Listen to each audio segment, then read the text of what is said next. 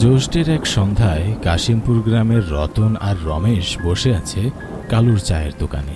বাইরে হালকা বৃষ্টির সাথে বয়ে চলেছে শীতল বাতাস। গ্রামের সন্ধ্যাবেলা সাধারণত এই চায়ের দোকানে বেশ আড্ডা জমে, কিন্তু আজ মন ভার করে বসে আছে রমেশ।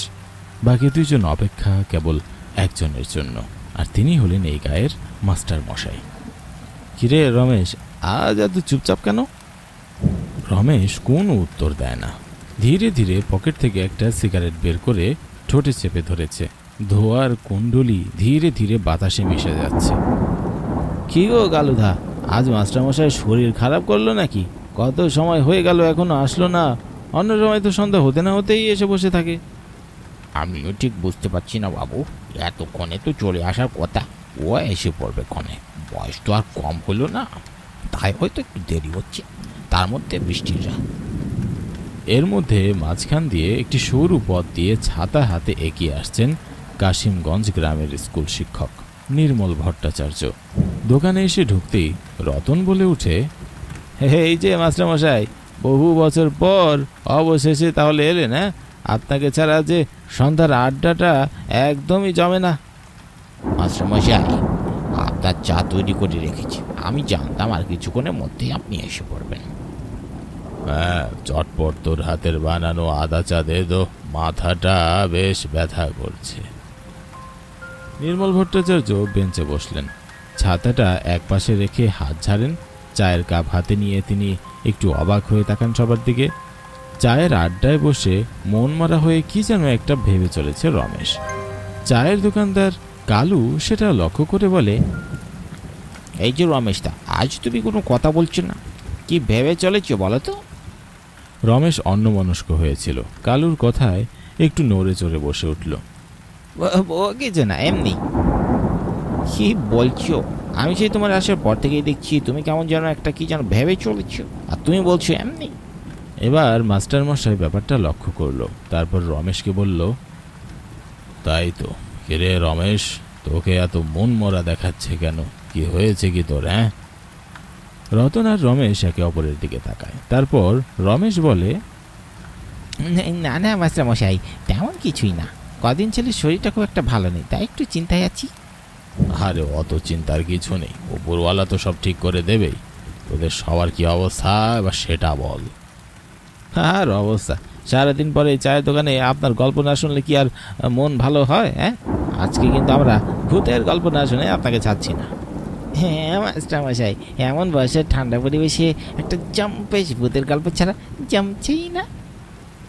মাস্টারমশাই হেসে উঠে চায়ে চুমুক দিয়ে মৃদু স্বরে বললেন, আচ্ছা ঠিক আছে, তোরা যেহেতু এত করে বলছিস তাহলে তো একটা গল্প বলতেই হয়। তবে আজকের গল্পটা কিন্তু কোনো কাল্পনিক কাহিনী নয়, আমার সাথে ঘটে যাওয়া একটা সত্য ঘটনা, যা আমি ছাড়া আর কেউ জানে না। বেশ কিছু বছর আগে বেলতলি নামক গ্রামের একটা স্কুলে আমার পোস্টিং হয়েছিল। আমি সেজন্য শহর থেকে গ্রামের উদ্দেশ্যে বেরিয়ে পড়েছিলাম। তো আস্তে আস্তে ওই দিন বেশ কিছুটা রাত হয়ে এসেছিল। যদিও আমাকে স্টেশন থেকে একজন রিসিভ করার কথা ছিল, কিন্তু আমি সেখানে যাওয়ার পর তেমন কাউকেই দেখতে পাই না। বেশ কিছুক্ষণ অপেক্ষা করার পর অবশেষে ভাগ্যক্রমে একটা রিক্সা পেয়ে যাই। রিক্সা বেশ কিছুক্ষণ ভালোভাবেই চলার পর রিক্সাওয়ালা আমাকে বলল, বাবু, বেলতলি গ্রামে আপনি কোথায় যাবেন? বেলতলি গ্রামের স্কুলে আমি শিক্ষক হিসাবে নিযুক্ত হয়েছি, সেখানেই যাচ্ছি। যাচ্ছেন যান, আমি কিন্তু বাবু স্কুলের সামনে পর্যন্ত দিয়ে আসতে পারবো না। আচ্ছা ঠিক আছে, কিন্তু কেন? অত কেন টেনার উত্তর আমি জানি না বাবু, শুনেছি রাতের বেলা জায়গাটা খুব একটা ভালো না। রিক্সাওয়ালার কথাগুলো কেমন একটু অদ্ভুত লাগছিল। তারপরে আমি আর তার সাথে তেমন একটা বেশি কথা বললাম না। মিনিট 15-20 পর আমাকে স্কুল থেকে বেশ কিছুটা দূরে নামিয়ে দিল। আমি রিক্সাওয়ালাটাকে টাকা পরিশোধ করে সামনের দিকে হাঁটতে লাগলাম। কিন্তু স্কুলের সামনে দিয়ে যখন হাঁটছিলাম তখন আমার কাছে কেমন যেন একটা মনে হলো, স্কুলের একটা কামরায় আলো কেমন জানি জ্বলজ্বল করছে। হঠাৎ দেখি কেউ একজন হারিকেন হাতে নিয়ে আমার দিকে এগিয়ে আসছে। লোকটি আমাকে এসে বলল, মাস্টার মশাই, আপনি এসে গেছেন? আপনার আসতে কোনো সমস্যা হয়নি তো? হ্যাঁ, তেমন কোনো সমস্যা আমার হয়নি, কিন্তু তোমার না আমাকে নিতে যাওয়ার কথা ছিল। ক্ষমা করবেন, আসলে কি বলেন তো মাস্টার মশাই, আমি আপনাদের নিতেই রেডি হয়ে বসেছিলাম, কিন্তু কখন যে চোখ দুটো লেগে গেছে বুঝতেই পারিনি। পরে চোখ খুলে দেখি রাত হয়ে গেছে। আচ্ছা, বুঝতে পেরেছি। আচ্ছা আসেন মাস্টার মশাই, স্কুলের পাশের একটা ঘরেই আপনার থাকার ব্যবস্থা হয়েছে। আপনি এখন থেকে কিছুদিন ওখানেই থাকবেন। আমি আমার থাকার ঘরে প্রবেশ করলাম। দীর্ঘ একটা জার্নির পর ক্লান্ত হয়ে শুয়ে পড়েছিলাম। মাস্টার মশাই, মাস্টার মশাই, উঠুন, উঠুন। কে কে কে কে?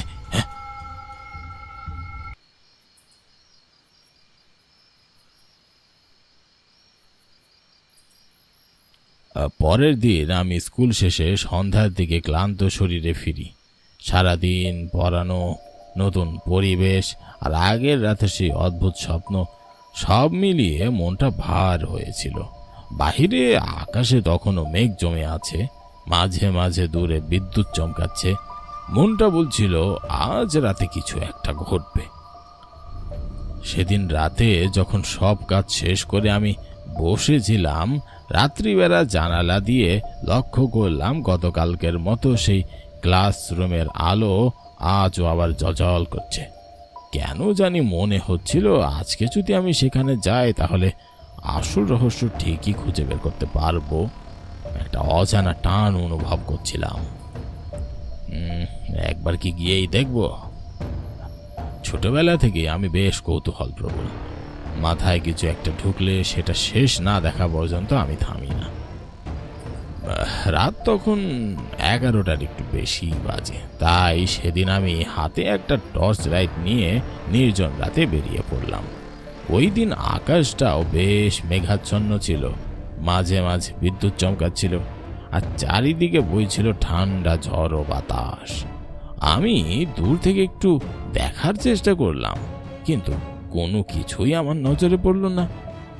তারপর সিদ্ধান্ত নিলাম যে আমি স্কুলে কামরার ভিতরে যাব। মনের মধ্যে আমার ভয়ও হচ্ছিল যদি কোনো চোর ডাকাত হয়, তাই হাতে একটা লাঠি নিয়ে স্কুলের কামরার জানালার দিকে এগিয়ে গেলাম। কিন্তু জানালার পাশে গিয়ে যা দেখলাম তাতে আমার সমস্ত শরীর শিউরে উঠল। আমি দেখতে পেলাম ক্লাসের ভিতরে একটা কঙ্কাল টেবিলে বসে কাদের যেন পড়াচ্ছে, কিন্তু আশ্চর্যের বিষয় ক্লাসে সে ছাড়া আর কেউ ছিল না। আমি এসব দেখে সেখান থেকে দ্রুত চলে আসতে লাগলাম। তখনই পিছন থেকে একটা আওয়াজ ভেসে আসলো। কি মাস্টার মশাই, ভয় পেলে নাকি? ভয় পেও না, বহু বছরের অভ্যাস তো, তাই ছাড়তে পারি না। আমি ভয়ে পিছনে তাকালাম, তারপর বললাম, কে আপনি? আমি আর কেউ না, তোমারই মতো এক শিক্ষক। আমি হলাম হাবুল মাস্টার। এক সময় এই স্কুলে পড়াতাম। এই গ্রামের বাচ্চারাই ছিল আমার সন্তান তুল্য। অনেক স্বপ্ন নিয়ে আমি নিজের জমিতে এই স্কুলটা করেছিলাম, কিন্তু এই জায়গাটা কিছু অসৎ মানুষের নজরে পড়ায় আজ আমার এই অবস্থা। আমি পড়ে রইলাম এই চার দেওয়ালের মাঝে। মরার পরেও যেতে পারিনি, কারণ কখনো মনে হয় হয়তো কেউ আসবে, সে আমার স্বপ্নটা পূরণ করবে। আমার কিছু সঞ্চয় যাই স্কুলের জন্য রেখে গিয়েছিলাম, কেউ খোঁজ নেয়নি। আজ তুমি নিও, এটা দিয়ে আবার একটা স্কুল খুলো, তাহলে আমার আত্মায় শান্তি পাবে। হাবুল ভাই, আমি নির্বাক হয়ে তাকিয়ে রইলাম।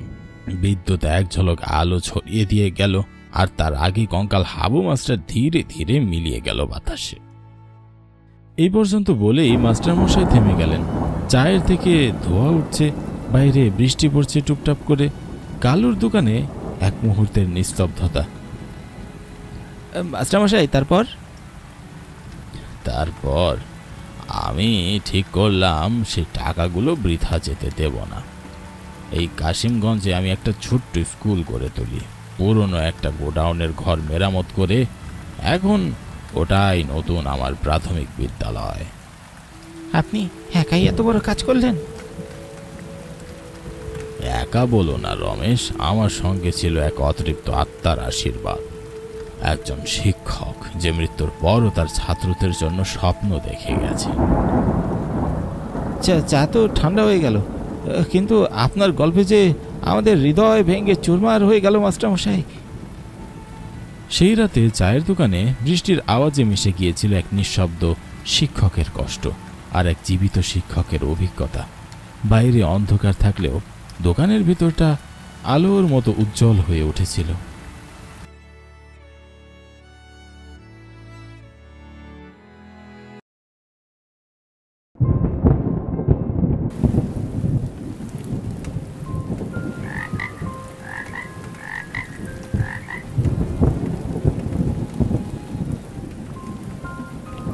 বিকেলটা শুরু হয়েছিল একেবারে সাধারণভাবে।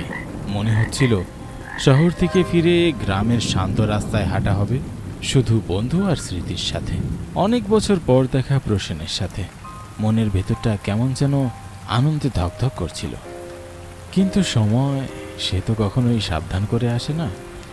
বিকেলের রোদ কেমন করে যেন বদলে গেল এক ঘন বাদল রাতে। আমরা বুঝতেই পারিনি। কে জানতো সেই শান্ত যাত্রাটাই এক অলিখিত গল্পের পথে নিয়ে যাবে আমাদের। এই গ্রাম এখনো আগের মতোই আছে রে ফিরোজ। কাদা পথ, বাতি নেই। শহরে মানুষ হতে হতে বলেই গেছিলাম এরকম অন্ধকার কি জিনিস। তুই তো আবার শহরের রাজা হয়ে গেছিস। হ্যাঁ, এই কাদা রাস্তায় তোকে মানায় না। কি যে বলিস না, এই কাদা মাটি, ধানের গন্ধ সব কেমন যেন মনটা জুড়িয়ে ফেলছে রে। মনে আছে স্কুল পালিয়ে কতবার এই রাস্তা ধরে দৌড়াতাম সেই দিনগুলো? হ্যাঁ, আহা কি আনন্দের ছিল সেই দিনগুলি। সন্ধ্যা যখন ধীরে ধীরে রাতের আঁচলে মিশে যায়, তখন চারপাশে নেমে আসে এক বৃষ্টি ভেজা ঘোষ। না পুরো অন্ধকার, না আলো, ঝাপসা একটা আবরণে ঢেকে আছে সবকিছু।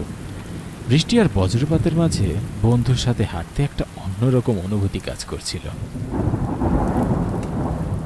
কিরে, দাঁড়িয়ে বললি যে? এই রাস্তা দিয়ে না লোকজন বলতো কেউ একজন হারিয়ে গিয়েছিল, মনে আছে? তুই কি আবার ভূতের গল্প শুরু করলি নাকি? হ্যাঁ, এমনিতে রাত হয়ে গেছে, এই বৃষ্টির মধ্যে এইসব নিয়ে কথা বলতে নেই। না, সিরিয়াসলি বলছি। ছোটবেলায় কত গল্প শুনেছিলাম। একটা লোক নাকি রাতে দেখেছিল একটা বুড়ি দাঁড়িয়ে আছে, কিন্তু পরদিন তাকে অনেক খোঁচাখুচি করেও পাওয়া যায়নি। তারপর বুড়িটা গিলে খেয়েছে তোকে? হ্যাঁ, তুই তো সেই ছোটবেলায় পড়ে আছিস। হ্যাঁ, এইসব বলেই তুই মেয়েদের ভয় দেখাতিস। এমনিতেই ভিজে গেছি, এখন এখানে না দাঁড়িয়ে থেকে চল সামনের দিকে এগোনো যাক। আরে ভূত থাকুক বা না থাকুক, রাতের অন্ধকারটা কিন্তু নিজের মতো করে ফিস ফিস করে কানে। চারপাশ নিস্তব্ধ, শুধু দূর থেকে শোনা যায় ব্যাঙের ডাক আর আকাশে মেঘের গর্জনের সাথে বৃষ্টির শব্দ। আমার ছোটবেলায় আমার দাদু বলতো এই বাদলের রাতে নাকি যেদিন আকাশে বজ্র থাকে কিন্তু বিদ্যুৎ থাকে না, সেদিন নাকি মৃত আত্মারা হাঁটে পথের উপর দিয়ে। আরে সেই মৃত আত্মারা বোধ হয় আমার পিছু নিয়েছে। দেখ, এখনই একটা গাছের পিছে কেউ একজন দাঁড়িয়ে থাকবে। হঠাৎ একটা বাজ পড়ে একটু দূরে, গাছের ছায়া পড়ে রাস্তায়। আমরা দুজনেই থেমে যাই মুহূর্তের জন্য। বুঝলি, এইসব মজা করার জিনিস না এখন। হ্যাঁ, এখন গ্রামে বহু কিছু শোনা যায়। হ্যাঁ, আমার বাড়ি যাওয়ার কথা ওই নিমতলা তো পরেই যায়। তাহলে আজকে কিছু স্পেশাল হবে বল? গল্প তো অনেক বললি, এবার দেখা যাক বাস্তবে কি ঘটে।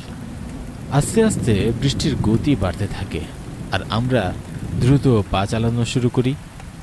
সামনে আবছা আলোর মধ্য দিয়ে দেখা যায় একটি চায়ের দোকান। আমরা যতই হাসাহাসি করছিলাম, মনটা কিন্তু অদ্ভুতভাবে ভার হয়ে উঠেছিল। বাদলের রাতে পথ যতই অচেনা হয়ে যাচ্ছিল, ততই যেন অতীতের গন্ধ ফিরে আসছিল। সজোরে বাতাস বইছে, ভেজা কাদা মাখা পথ বেয়ে হেঁটে চলেছি আমি আর প্রসেন। সামনে দুচোখ পড়ল ছোট্ট একটা চায়ের দোকানে। টিনের ছাউনি, নিচে পাটকাঠির বেঞ্চ, সামনে ঝুলছে হ্যাজাক বাতি, টিমটিমে আলো। দোকানের সামনের বেঞ্চে বসে আছে দুজন স্থানীয় গ্রামবাসী। আমি আর প্রসেন সেখানে গিয়ে বসে পড়ি চায়ের দোকানের এক পাশের বেঞ্চে। আরে বাবা, এই বৃষ্টিতে ভিজে তো তোমরা একাকার হয়ে গেছো, একেবারে জল চমচমে অবস্থা। ভিজে এসেছি বলে মনে হচ্ছে এই ফ্রিতে স্নান হয়ে গেল। গ্রামের বাইরে থাকি তো কাকা, বহুদিন পরে এসেছি। ভাবলাম বন্ধুকে নিয়ে একটু ঘুরে আসি এই পুরোনো জায়গাগুলোতে। বৃষ্টিতে ভেবেছিলাম, কিন্তু এভাবে যে ভিজিয়ে দেবে সেটা বুঝতে পারিনি। ভিজলেও মন্দ লাগছে না, বরং এই দোকানটা না থাকলে বৃষ্টির মধ্যে দাঁড়াবারও জায়গা পেতাম না।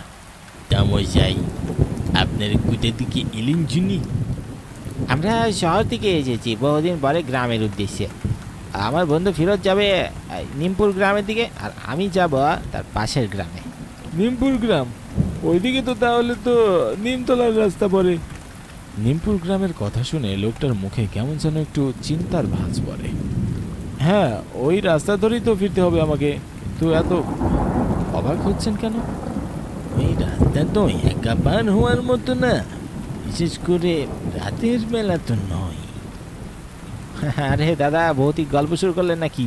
চল রে ফিরোজ, দেরি হয়ে যাচ্ছে, এখানে আর থাকা ঠিক হবে না, এমনিতেই অনেক রাত হয়ে গেছে। গল্প না, কথাগুলো বিশ্বাস করবেন কিনা জানি না, তবে এটাই সত্যি। তার মধ্যে আজ ঝড় বাদলের রাত, বুঝেনি তো।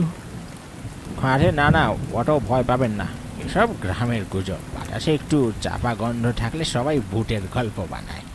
বৃষ্টিতে যেহেতু যেটাই চাচ্ছেন, দুটো ছাতা নিয়ে যান, পরে আবার এসে ফেরত দেবেন। বৃষ্টিতে ভিজে আবার জ্বর চলে আসবে। দোকানদার দুটো ছাতা এগিয়ে দেয়। আমি আর প্রশ্ন ওগুলো হাতে নেই। দোকানদার তাকিয়ে থাকে এক ধরনের চিন্তিত চোখে। আরে মশাই, আরেকবার ভেবে দেখুন বিষয়টা। এত রাতে ওদিকে একা একা যাওয়া মোটেও কিন্তু সঠিক সিদ্ধান্ত নয় বলে দিলুম। আমি কথাটা শুনে কোনো উত্তর করলাম না। আমি আর আমার বন্ধু সেখান থেকে বিদায় জানিয়ে যে যার মতো বাড়ির উদ্দেশ্যে রওনা দিই। সেই মুহূর্তে কিছু একটা কাঁটার মতো খচখচ করছিল মনে, কিন্তু পাত্তা দিলাম না। খেয়ে আর গুজবে ভয় পায়, কি আর এমন হবে সেই ভেবেই আমি হেঁটে চলেছি একা নিমতলার দিকে, তাও আবার ঝড় বাদলের মধ্যে। এই ঝড় বৃষ্টির মধ্যে এক হাতে ছাতা আর এক হাতে ব্যাগ নিয়ে চলতে একটু অসুবিধাই হচ্ছিল। পেছনে বৃষ্টির শব্দ, সামনে কেবল অস্পষ্ট অন্ধকার। বাতাস কেমন একটা হিমেল ছিল, যেন কাঁধে কারো নিঃশ্বাস পড়ছে। কিছুটা দূরে যেতেই নিমতলার একটা গাছ ধীরে ধীরে স্পষ্ট হতে থাকে। তার চারপাশে অন্ধকারটা একটু ঘন, অস্বাভাবিকভাবে নিস্তব্ধ পরিবেশ। হঠাৎ একবার মনে হয় পেছন থেকে কেউ একজন আসছে আমার সাথে সাথে। আমি পেছনে তাকিয়ে এদিক ওদিক দেখবার চেষ্টা করলাম, কিন্তু কোথাও কোনো কিছু দেখতে পেলাম না।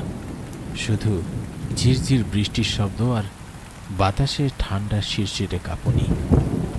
মনে হচ্ছিল অদেখা কোনো ছায়া আমার পিছনে পিছনে হাঁটছে। গাছটার কাছে এসে হঠাৎ আমি থেমে যাই। কি দূরে ওটা? কি মনে তো হচ্ছে কেউ দাঁড়িয়ে আছে। ভালো করে দেখতেই দূরে দেখতে পেলাম একজন বৃদ্ধা বুড়ি ছাতা মাথায় দিয়ে দাঁড়িয়ে আছে নিমতলার গাছের নিচে। আমি নিম গাছের কাছে যেতেই বুড়ি আমাকে বলে উঠল, এই রাতে একা একা কোথায় যাচ্ছ বাবা? সামনে আমার বাড়ি, এসো একটু বিশ্রাম নেবে চলো। এরকম হিমশীতল গলা শুনে আমি একটু ভয় পেয়ে পিছনের দিকে সরে যাই। না ধন্যবাদ, আমার বাড়ি এখান থেকে খুব একটা দূরেও নয়, আর ছাতা তো আমার কাছে আছেই, কোনো অসুবিধা হবে না যেতে। এই রাস্তা দিয়ে যে একবার আসে সে আর ফেরে না। চলো এসো আমার সাথে, এসো। আমি তার কথায় কোনো তোয়াক্কা না করেই যখনই সামনের দিকে হাঁটতে লাগলাম, তখনই সে হঠাৎ করে আমার সামনে চলে এলো। বুড়িটা ধীরে ধীরে তার চেহারা পরিবর্তন করতে থাকে। সেই মুখে নেই কোনো চামড়া, কেবল কুচকে যাওয়া কাচের মতো পালিশ করা হাড়। চোখ দুটি লালচে আলোর মতো জ্বলছে, যেন অন্ধকার ভেদ করে তাকিয়ে আছে এক দৃষ্টিতে। চারদিকে অনেক রকম ছায়া ঘিরে ধরেছে।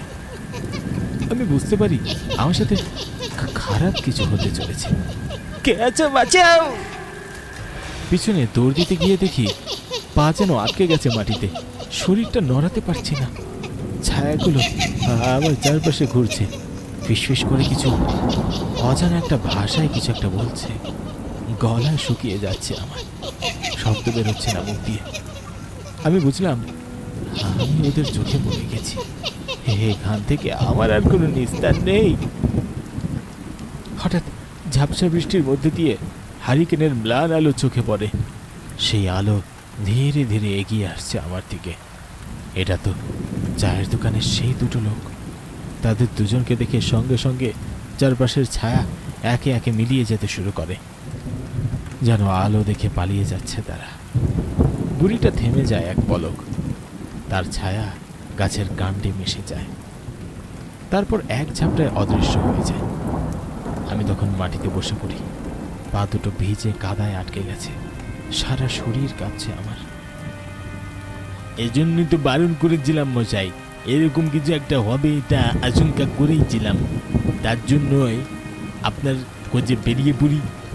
নিমতলার ওই গাছটার নিচে কেবল ছায়া নয় মশাই, তারা আটকে আছে সেখানে অনেক বছর ধরে। আমি দৃষ্টি ফেরাই সেই গাছটার দিকে। হারিকেনের আলো গাছের ছায়া পড়েছে নিচে, মনে হয় যেন এখনো কেউ দাঁড়িয়ে আছে সেখানে। এক ঝলকে বাজ পড়ে আকাশে, চারপাশ আলোকিত হয়, দেখা যায় নিম গাছের একটা ডাল বাতাসে দুলছে। আজ যদি ওরা না আসতো, যদি একটু দেরি করতো, আমি হয়তো আর কখনো এই গল্পটাই বলতে পারতাম না। বৃষ্টি ছিল, রাত ছিল, কিন্তু নিমতলার সেই ছায়া, ওটা কেবল ছায়া নয়, ওখানে যে আটকে আছে সে যেন কারো অপেক্ষায় থাকে, ঠিক এমন বাদল রাতে কোনো এক একা পথিকের জন্য।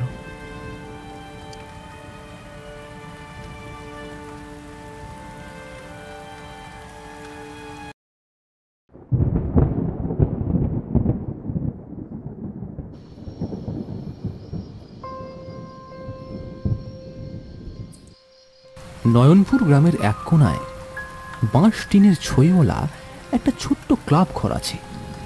খুব বড় কিছু নয়, তবুও গ্রামের কিছু মাঝবয়সী লোক রোজ সন্ধ্যাবেলা এইখানেই জড়ো হয় আড্ডা মারতে। আজ বর্ষার রাত, একটানা বৃষ্টি হচ্ছে, আর তার সাথে হাওয়া বইছে কনকনে ঠান্ডা। ক্লাবের ভেতরেও কেমন একটা স্যাঁতস্যাঁতে ভাব। বাইরে অন্ধকার আর ভিজে কুয়াশা, মাঝে মাঝে বিদ্যুৎ চমকায়, আর দূরে কোথাও মেঘ গর্জায়। এইরকম এক ভিজে ঠান্ডা রাতে আবার শুরু হলো রোজকার আড্ডা। সব যেন ঠিকঠাকই চলছিল, কিন্তু কেউ জানতো না যে এই রাতের গল্পটা একটু অন্যরকম হতে চলেছে। এই বর্ষার সময় বৃষ্টিটা হয়ে ঠান্ডাটা যেন আরো কয়েক গুণ বেড়ে গেল, কি বলিস? যা বলেছিস জাদু, আর অবধি ঠান্ডাতে কেঁপে উঠছে।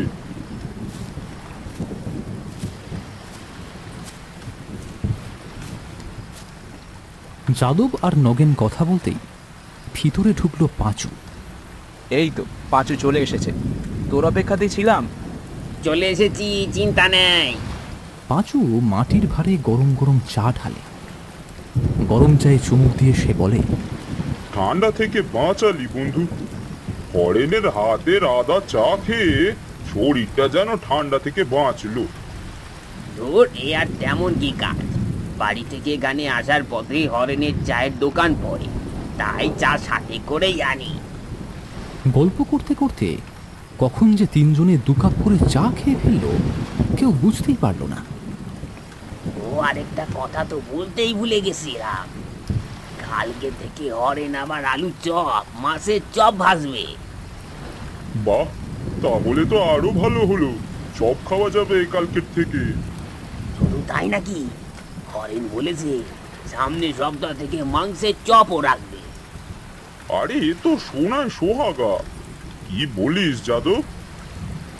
যাদব খাবারের কথাগুলো শুনে কিছু সময় চুপ করে তারপর বলল, এই মাংসের কথা শুনে একটা কথা মনে পড়ে গেল। কি কথা রে যাদব? বলছি, মহেশগঞ্জের ঝিলে কালো হাঁস ধরতে গেলে কেমন হয়? এই বর্ষা এখন শেষের পথে আর শরতে শুরু, আর এখনই সময় মহেশগঞ্জের ঝিলে কালো হাঁস আসে। এর মাংস এই সময় দারুণ সুস্বাদু, যাবি নাকি?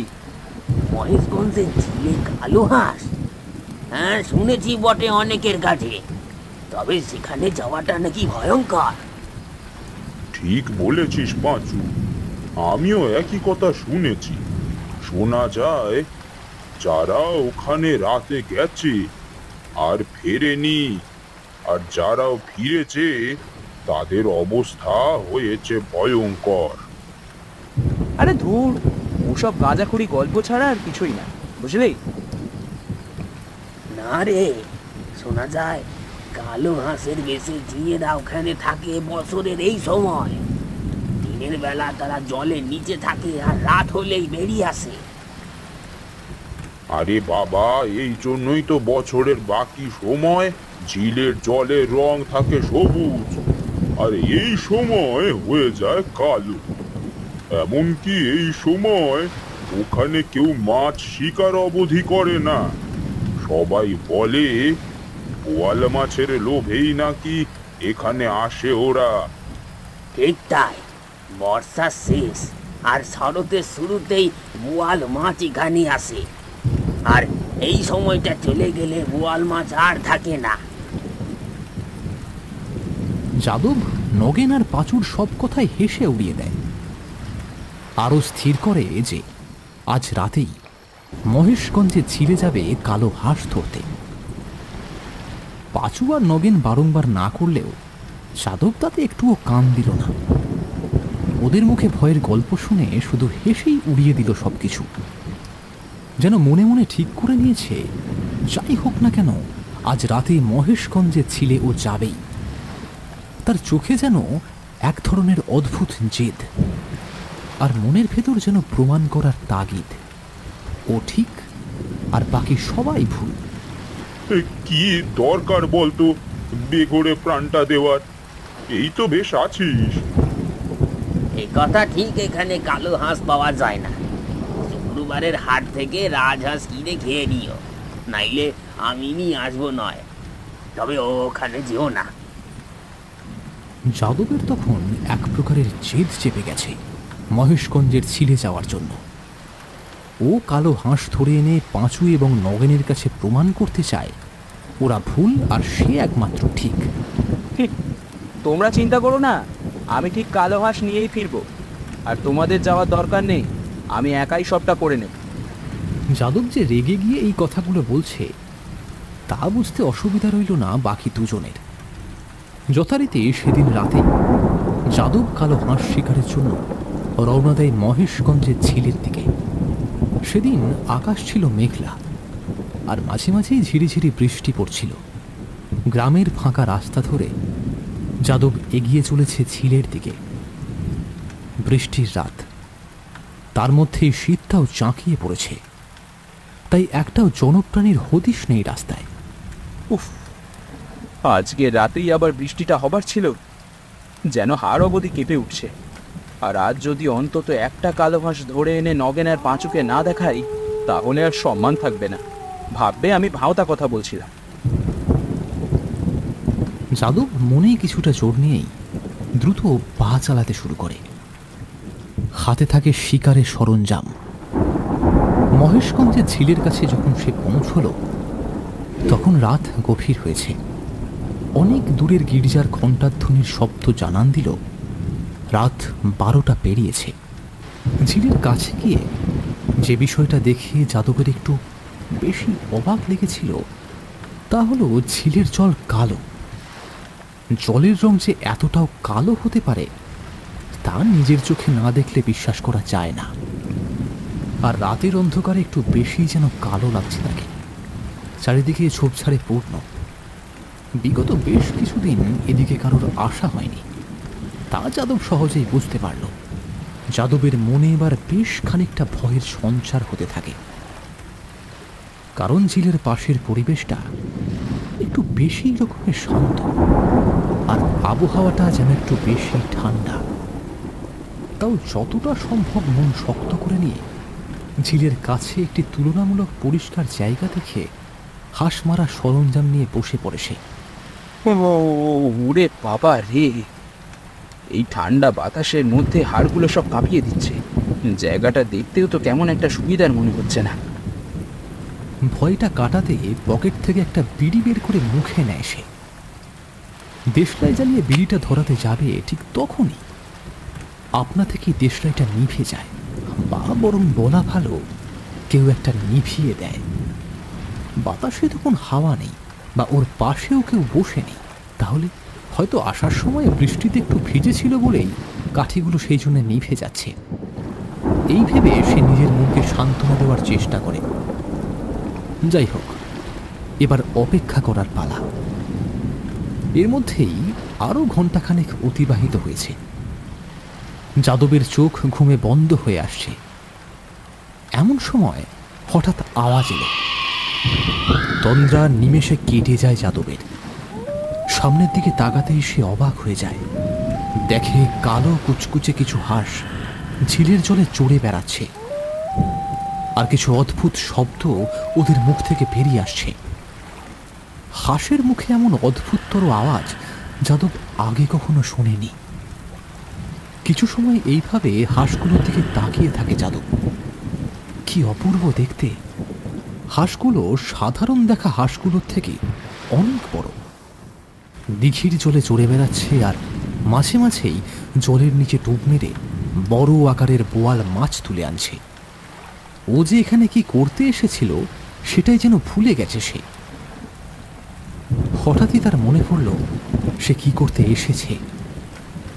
হাঁস শিকার করার বস্তু দিয়ে কিছুমাত্র চিন্তা না করে একটা হাঁসের দিকে তা ছুঁড়ে মারে। ঠিক হাঁসটার পিঠে লাগে, আর সেই সাথে সাথেই আবার বাকি হাঁসগুলো বিকট গলাতে চিৎকার শুরু করে। সে চিৎকার যেন এই পৃথিবীর কারোর চিৎকার নয়। আরো অবাক করার বিষয়, হাঁসটার শরীর থেকে বেরোনো রক্ত পুরো কুচকুচে কালো। দিঘির কালো জলে রক্ত পড়ে রংটা আরো বেশি কালচে লাগছে। কি হচ্ছে এসব আমার সাথে?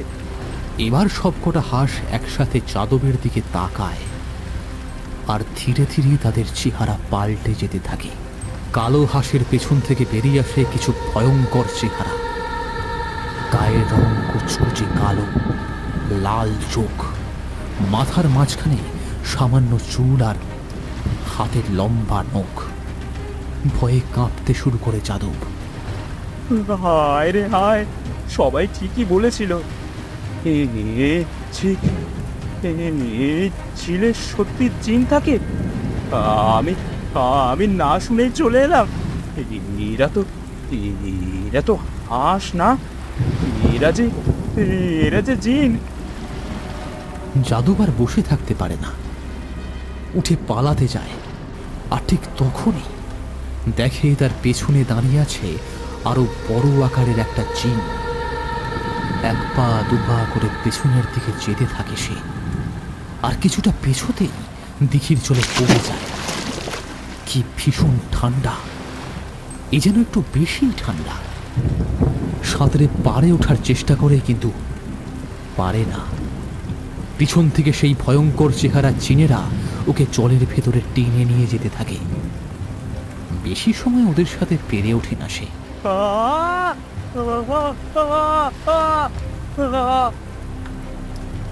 যাদব জলের নিচে তলিয়ে যায়। তার চিৎকার মিলিয়ে যেতে যেতে একদম শান্ত হয়ে যায়। আর কোনোদিনও কোনো খবর পাওয়া যায় না যাদবের। তবে নগেন আর পাঁচু অবশ্য যাদবের নিখোঁজ হওয়ার কারণ খুব সহজেই বুঝতে পারে।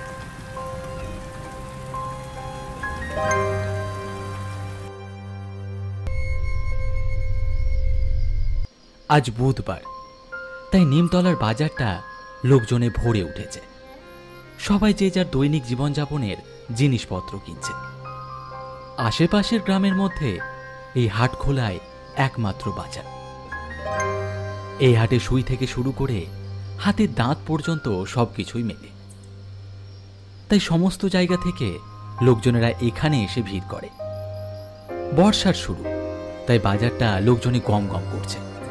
প্রতি সপ্তাহের মতো আজও পাশের গ্রাম শিমুলপাড়া থেকে ফিরোজ, রমেশ আর নিতাই খুড়ো এসেছে বাজার করতে। এ পটলা আলু কত করে দিচ্ছিস রে? বেশি না খুড়ো, মাত্র 5 টাকা কেজি। কি বলছিস রে? এইভাবে দাম বাড়াতে বাড়াতে তো আমাদেরকে একবারে মেরে ফেলবি দেখছি। কত হাটেই তো 3 টাকা করে নিয়ে গেলাম, এর মধ্যেই 2 টাকা বাড়িয়ে দিলি। কি যে বলো খুড়ো, তোমার সাথে কোনোদিন দামাদামি করে পারলাম না। তা কতটুকু লাগবে বলো? তা 2 কেজি মতো দে। এদিকে ফিরোজ আর রমেশ তাদের বাজার ছেড়ে নিতাই বুড়োর জন্য অপেক্ষা করছে। নিতাই বুড়ো শিমুলপাড়া গাঁয়ের একজন গণ্যমান্য লোক। গাঁয়ের লোকেরা তাকে খুব মেনে চলে। বুড়ো বিয়ে থা করেনি। এককালে তিনি স্কুল মাস্টারি করতেন। রিটায়ার হয়েছেন অনেক দিন। একা মানুষ, তাই যা পেনশন পান তাতেই দিব্যে চলে যায়। উফ দাদু, তোমার জন্যই প্রতিবার দেরি হয়ে যায়। একা মানুষ, কি এত বাজার করো গো?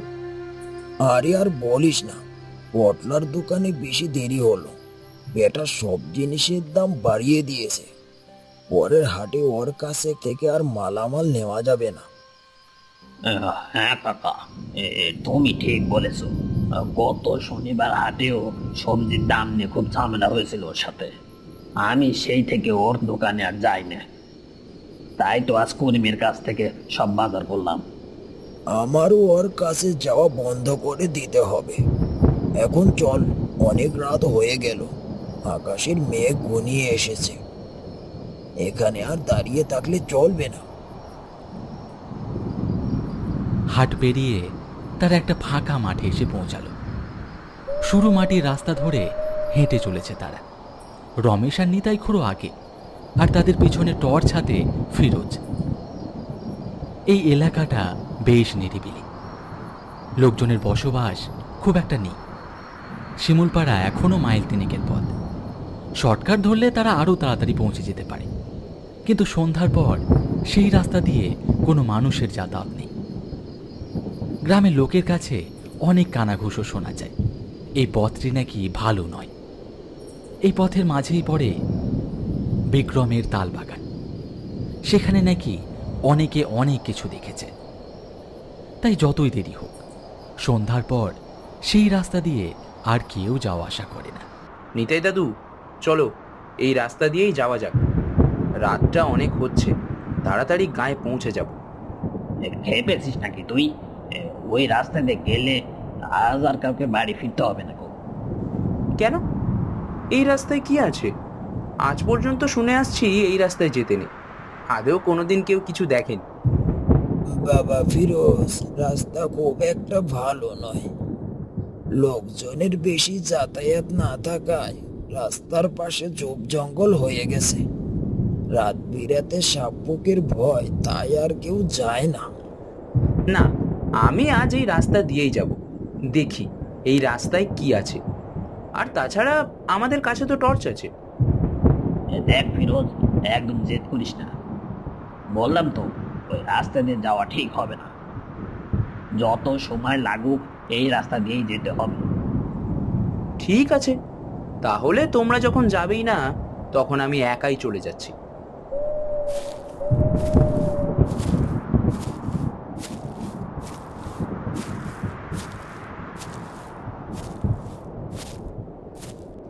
এই রমেশ, ফিরোজকে একা যেতে দেওয়া ঠিক হবে না। ও যখন বলছে ওইখানে ওই রাস্তা দিয়ে যাবে, তো যাবেই। আমরাও চল যাই ওর সাথে। নির্জন এলাকা কি বিপদ হয় কিছু বলা যায় না। হ্যাঁ কাকা, তাহলে এই রাস্তা দিয়ে যাওয়া যাক, যা থাকে কপালে। একটা মানুষ চলার মতো পথ দিয়ে ফিরোজ, রমেশ আর নিতাই খুড়ো আবছা টর্চের আলোয় বাজারের ব্যাগটা হাতে নিয়ে খুব সন্তর্পণে হেঁটে চলেছে। রাস্তার দুপাশে অবস্থিত সীমাহীন তাল বাগান। দূর দূরান্তে কোনো ঘরবাড়ির চিহ্ন মাত্র নেই, শুধু আশেপাশে বন্য জীবজন্তুর আওয়াজ ভেসে বেড়াচ্ছে। কাকা, এই সেই বিক্রমের তাল বাগান, তাই না? হ্যাঁ, এটাই সেই তাল বাগান। রাতের বেলায় কি ভয়ঙ্কর লাগছে বাগানটা। মনে হচ্ছে কারা যেন আনাচে কানাচে দাঁড়িয়ে আমাদেরকে দেখছে। আরে ওসব তোর মনের ভুল। তাড়াতাড়ি পা চালিয়ে চল, মেঘ ঘনিয়ে এসেছে, যে কোনো সময় বৃষ্টি নামবে। ভালোই ভালোই বাগানটা পার করতে পারলেই বাসি। চারপাশের এমন কোমর নিস্তব্ধতা দেখে তারা আরো জোরে জোরে হাঁটতে লাগলো। কিন্তু তারা যতই জোরে পা চালায়, বাগানটা যেন শেষ হওয়ার নামই নিচ্ছে না। ঘন মেঘের মধ্যে হালকা চাঁদের আলো থাকা সত্ত্বেও পুরো বাগানটা অন্ধকারের চাদরে ঢেকে আছে। হালকা হালকা ভয়ের ছায়া রমেশ আর নিতাই খুড়োর মনের মধ্যে জমাট বাঁধছে। আচ্ছা দাদু, সবাই তো বলে এই পথ দিয়ে যেতে নেই, তা কই সেই রকম কিছুই তো দেখছি না। তোমরা শুধু মিছে মিছে ভয় পাও। এসব নিয়ে একদমই ঠাট্টা করতে নেই ফিরোজ। জায়গাটা খুব একটা ভালো নয়, কখন কি হয়ে যায় কিছুই বলা যায় না। ফিরোজ, লাইটটা এদিকে মার। অন্ধকারে যে কোনো কিছুই দেখতে পাচ্ছি না। কখন যে হোঁচটকে মুখ থবড়ে পড়বো, এই বুড়ো বয়সে হাত পা ভাঙার কোনো ইচ্ছা আমার নেই। এমন সময় তারা পিছনে কিসের একটা শব্দ শুনতে পেল। রমেশ আর নিতাই খুড়ো একটু ভয়ে ভয়ে পিছনে ঘুরে দেখল, ফিরোজ তাদের পিছনে নেই।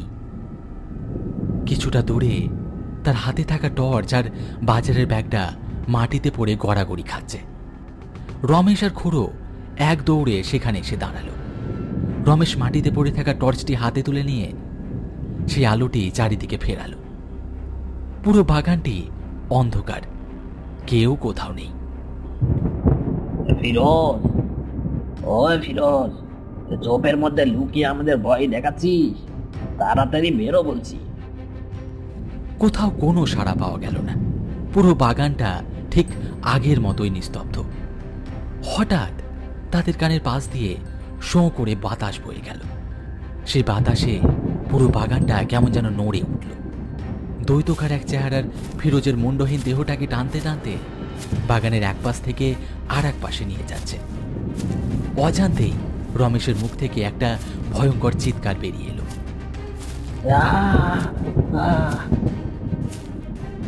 সঙ্গে সঙ্গে দ্বৈতটি তাদের দিকে ফিরে তাকালো। কি ভয়ঙ্কর রূপ তার! চোখ দুটো জ্বলন্ত, অগ্নিশিখার মতো জল জল করছে।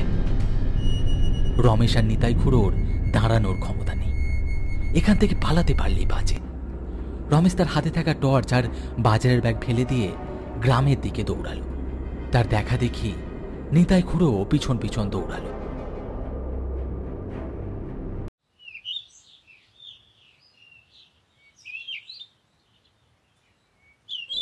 পরদিন সকালে এই ব্যাপারটি নিয়ে শিমুলপাড়া গাঁয়ে শোরগোল পড়ে গেল। জায়গায় জায়গায় লোকজনের জটলা। একদিকে রমেশ আর নিতাই খুড়োকে ঘিরে পাড়ার কয়েকজন লোক দাঁড়িয়ে আছে, আর একদিকে ফিরোজের পরিবারের লোকেরা কান্নায় ভেঙে পড়েছে। পাড়ার কিছু মহিলারা তাদেরকে সান্ত্বনা দিচ্ছে। নিতাই দা, তোমরা ওই রাস্তা দিয়ে কেন আসতে গেলে বলো তো? তুমি তো ভালো করে জানো ওই বাগানে বিক্রমের এক নৃশংস হত্যা হয়েছিল। সেদিন থেকে ওর আত্মা ওই বাগানেই ঘুরে বেড়ায়।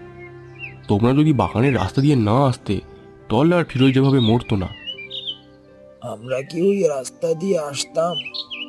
ফিরোজটাই তো জিদ ধরেছিল। শত বারণ করা সত্ত্বেও একাই চলে যাচ্ছিল। তখন আমাদেরও ওর পিছনে আসা ছাড়া আর কোনো উপায় ছিল না। তোমরা বাগানটা সম্পর্কে ওকে কিছু বলনি? আমাদেরকে বলার সময় দিল কোথায়? কিছু বলার আগেই তো গো করে ওই রাস্তায় ঢুকে পড়লো। কিন্তু এমন কিছু যে ঘটবে সেটা আমরাও কল্পনা করতে পারিনি। বহুকাল আগে বিক্রম বুড়ো এই পাড়ার একজন ধনী লোক ছিলেন। গ্রামের কিছু লোকের তার উপর খুব হিংসে ছিল। তার এত টাকা পয়সা জমি জায়গা তারা সহ্য করতে পারত না। তাই একদিন তারা বুড়োকে মারবার ষড়যন্ত্র করল। একদিন রাতে বুড়ো বাজার ছেড়ে সেই তাল বাগান দিয়ে ফিরছিল। কয়েকজন লোক তাকে ঘিরে ধরে এবং ওই বাগানে তাকে নৃশংসভাবে হত্যা করে। আজ রাতে আমি যাবো এই বাগানে। আমার বাগানের মৃত্যুর প্রতিশোধ আমি নেব। রমেশ, তুই খেপেছিস নাকি? তুই একা গেলে তোকেও জন্তুরা ছাড়বে ভাবছিস? তুই একটু শান্ত হ, আমরা দেখছি কি করা যায়। হ্যাঁ কাকা, অনেক দিন ধরে সহ্য করেছি, আজ এর একটা বিট করতেই হবে। গ্রামের লোকেরা এই ঘটনাটি নিয়ে এক একজন এক এক রকম মতামত দিতে লাগলো। বাগানটা সম্পর্কে আশেপাশের গ্রামের লোকেরাও জানে। অনেক বছর আগে কিছু লোক রাতের সময় ওই পথ দিয়ে এই গায়ে আসছিল। তাদেরও ঠিক এই রকমই অবস্থা হয়েছিল।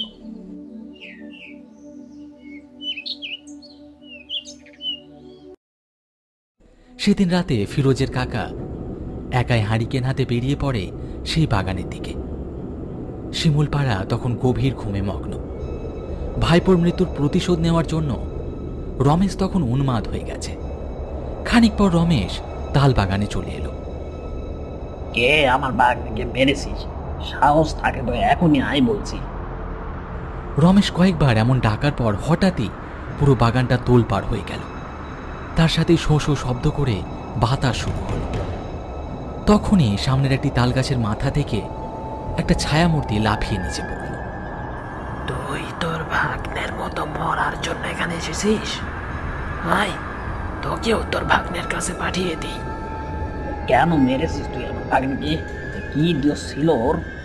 দোষটা তোর ভাগ্নের ছিল না, ছিল তোর বাবা পশুপতির। তার চক্রান্তেই তো আমার মৃত্যু হয়েছিল। আজ তোকেও ছাড়বো না আমি। বিক্রম তখন রমেশের গলা ধরে শূন্যে তুলে ধরল। রমেশ যন্ত্রণায় ছটপট করছে। বিক্রম, রমেশকে ছেড়ে দে।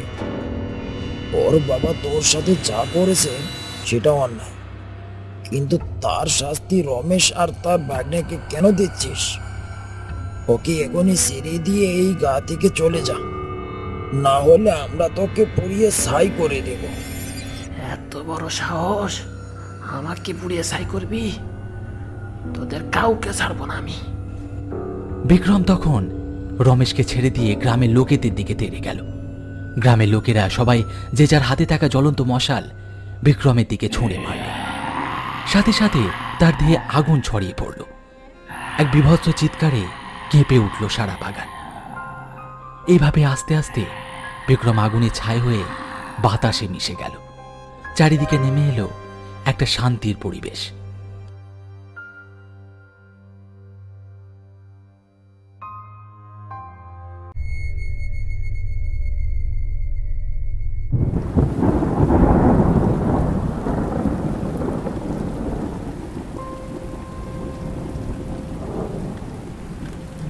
আকাশটা যেন আজ ফুটো হয়ে গিয়েছে।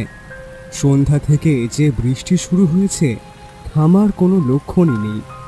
ঝমঝম করে পড়ছে তো পড়ছেই, থেকে থেকে বিদ্যুৎ চমকাচ্ছে, আর মেঘের গরুম গরুম ডাকে সব কেঁপে উঠছে। বাজারের শেষ মাথায় হাফিজ চাচার চায়ের দোকানটাই এখন একমাত্র আশ্রয়। টিনের চালে বৃষ্টির শব্দ এক অদ্ভুত ছন্দ তৈরি করেছে। দোকানের ভেতরে একটা হ্যারিকেন টিম টিম করে জ্বলছে। সেই আলোয় বসে আছে সেলিম মিয়া, বাবু আর বয়সের ভারে নুয়ে পড়া নরেন কুমার। দোকানের বাইরে ঝোড়ো বাতাস শাঁ শাঁ শব্দ করছে। ভেতরে চুলার উপর চায়ের কেটলিটা মৃদু শব্দে ফুটছে। অনেকক্ষণ ধরেই কেউ কোনো কথা বলছে না। এই ভয়াল রাতে নীরবতাটাই যেন বেশি অস্বস্তিকর। নীরবতা ভাঙল বাবু। খুড়ো, যা একখান বাদলা নামলো, আইজ আর বাড়ি ফিরা হইব বইলা মনে হয় না। ওরে বাপ, এই দুর্যোগে বাইর হওয়া ঠিক হইব না। এইখানেই বৈশা থাক, বৃষ্টি কমলে এক লগে বাইর হমুনে। এইরকম রাইতে ইলিশ খিচুড়ি জম্পেশ হয়, হ্যাঁ, সাথে যদি থাকে বেগুন ভাজা। ঠিক কইছে, আজ দুপুরে একখান ইলিশ আনছিলাম বাজার থাইকা, 1 কেজি ওজন, রূপার মতন রং। হ্যাঁ, আরে পাইছিলি কই? বলি পদ্মা থাইকা লোকাইছিল নাকি? হ, এক ব্যাপারী আইছিল, দাম যা চড়া, কিন্তু লোভ সামলাইতে পারলাম কই। ইলিশের লোভ সামলানো কঠিন কাম। তয় নদীর মাছের স্বাদই আলাদা, কিন্তু সব নদীর মাছ এক হয় না রে। কোন কোন নদী মাছের লগে মাইনসের জানটাও ধইরা নিয়ে যায়। বাবু খুব অবাক হয়ে গেল। সে সেলিমের কথার মানেটা ঠিক বুঝতে পারল না। মানে কি কইলেন এটা? ওই যে আমাদের গ্রামের পূব দিকের ওই নদীর ঘাটের কথা কইতেছি। ওই নদীর ঘাটের নাম শুনলে আইজও আমার শরীরে রক্ত হিম হইয়া যায়। নরেন খুড়ো এতক্ষণ চুপ করে শুনছিলেন। এবার তিনি মুখ খুললেন। তার গলার স্বরটা কেমন যেন ভারী শোনালো। পূব নদীর ঘাটের কথা আর তুলিস না তোরা। ওইটা এক অভিশপ্ত জায়গা, বিশেষ কইরা এমন বর্ষার রাইতে। নরেন খুড়োর কথা শুনে বাবু আর সেলিমের মধ্যে একটা চাপা উত্তেজনা তৈরি হলো। তারা দুজনেই জানে ওই নদীর ঘাটে নিয়ে গ্রামে অনেক গল্প প্রচলিত আছে, কিন্তু নরেন খুড়োর মতো একজন বয়স্ক মানুষের মুখে কথাটা শোনায় তাদের কৌতূহল আরো বেড়ে গেল। কেন খুড়ো, কি হয়েছিল এখানে? আমি তো শুনছি অনেকে নাকি নদীর ওই জায়গায় ডুইবা মইরা গেছিল। হ, ঠিকই শুনছস। মাইন্সগুলো জ্বরের রাইতে মাছ ধরতে গিয়া আর ফিরে আসে নাই। আরে তাগো ডিঙি গুলাও নাকি পাওয়া যায় নাই। শুধু ডিঙি না রে, লাশও কোনোদিন ভাসে নাই। নদীটাই যেন তাগরে গিল্লা খাইছে। কোন কি, লাশও পাওয়া যায় নাই? না, এক ফোঁটা চিহ্নও নাই। এমন হইতে হইতে সেই থাইকা গ্রামের কেউ আর ওই নদীর ঘাটে রাইতে মাছ ধরতে যায় না। তয় কেউ ফিরা আসে নাই, এইটা ভুল কথা। একজন অবশ্য ফিরা আইছিল। হ্যারিকেনের আলোটা বাতাসে কেঁপে উঠল। বাইরের বাতাসের শব্দটা আরো তীব্র হয়ে উঠেছে।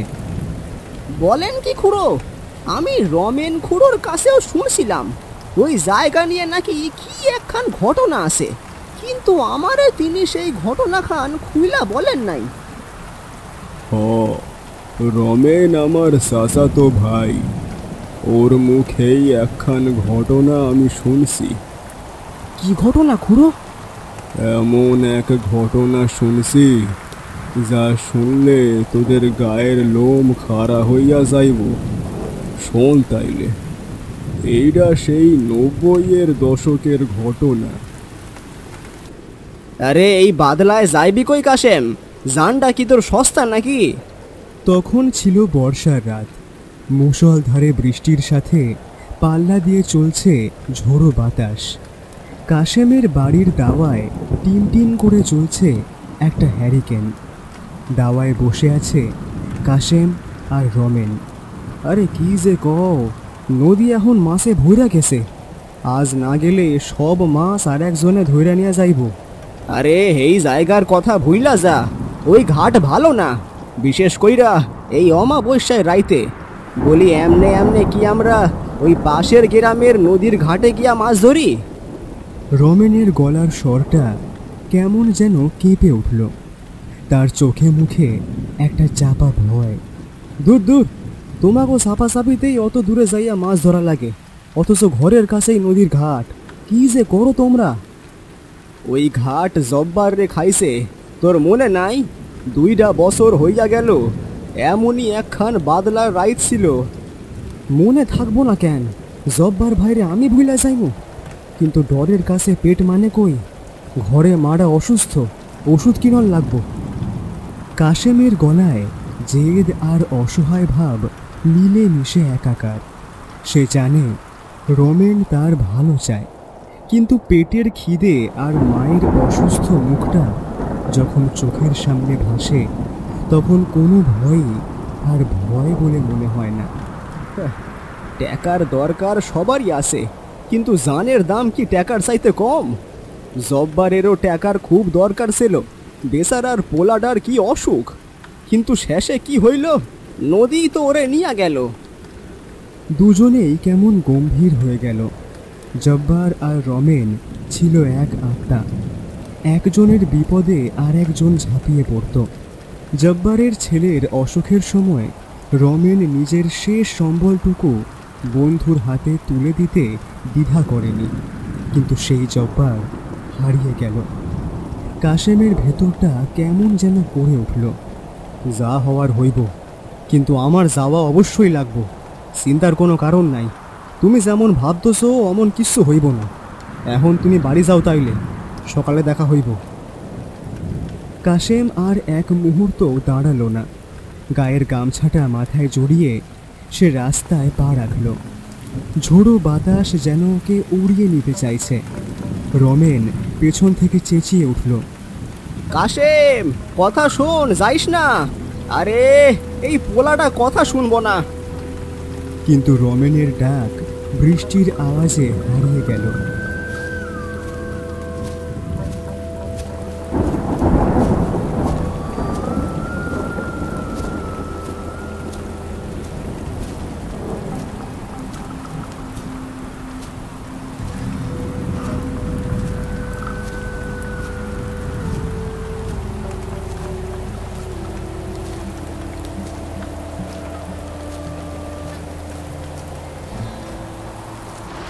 নদীর ঘাটে এসে একটু কেঁপে উঠল কাশেম। চারদিকে ঘুটঘুটে অন্ধকার, শুধু একটু পরপর বিদ্যুৎ চমকাচ্ছে, আর সেই আলোয় নদীর ভয়াল রূপটা ক্ষণিকের জন্য স্পষ্ট হয়ে উঠছে। এমন রাতে একা বের হওয়াটা যে কত বড় বোকামি তা সে হাড়ে হাড়ে টের পাচ্ছে বটে, কিন্তু এখন কিছু করার নেই। ডিঙি নৌকাটা বাঁধা ছিল একটা গাছের সাথে। কাশেম সাবধানে নৌকাটাকে জলে ভাসালো।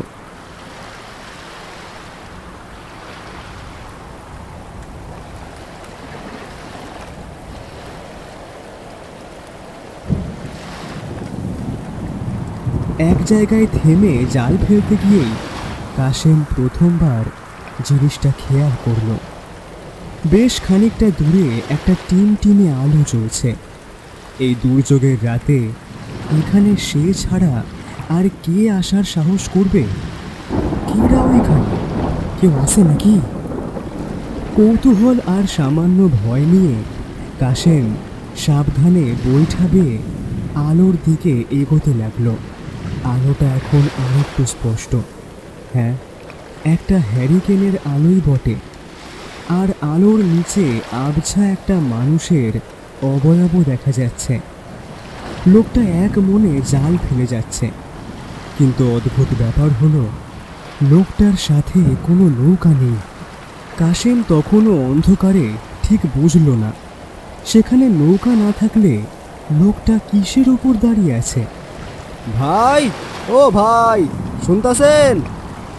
লোকটা কোনো জবাব দিল না। ঠিক তখনই বিদ্যুৎ চমকালো। দিনের আলোর মতো কয়েক মুহূর্তের জন্য চারপাশটা ঝলমল করে উঠল, আর সেই আলোতেই কাশেম যা দেখল তাতে গায়ের রক্ত হিম হয়ে গেল তার। লোকটার পা দুটো জলের উপরে ভাসছে। সে মাটিতে বা অন্য কোনো কিছুর উপরেও দাঁড়িয়ে নেই, সে শূন্যে, মানে জলের ঠিক কয়েক ইঞ্চি উপরেই দাঁড়িয়ে রয়েছে। তার পাশে হ্যারিকেনটাও বাতাসে ঝুলছে। হয় হয়, ওইটা কি জিনিস? মানুষের মতনই তো লাগে, কিন্তু পানিতে কেমনে দাঁড়ায় রয়েছে? অদ্ভুত লোকটা জল থেকে তার জালটা তুলে আনলো। কাশেম অবাক হয়ে দেখল জালে কোনো মাছ নেই, কিন্তু জালে আটকে আছে অজস্র টাকা পয়সা। লোকটা নির্বিকারভাবে সেই টাকাগুলো আবার নদীর জলেই ফেলে দিল। এই অবিশ্বাস্য দৃশ্য দেখে মাথা কাজ করা বন্ধ করে দিল কাশেমের।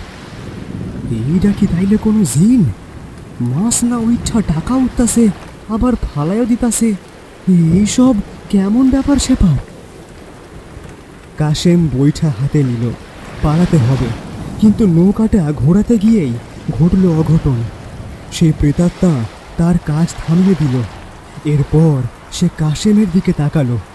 আর একবার বিদ্যুতের চমক।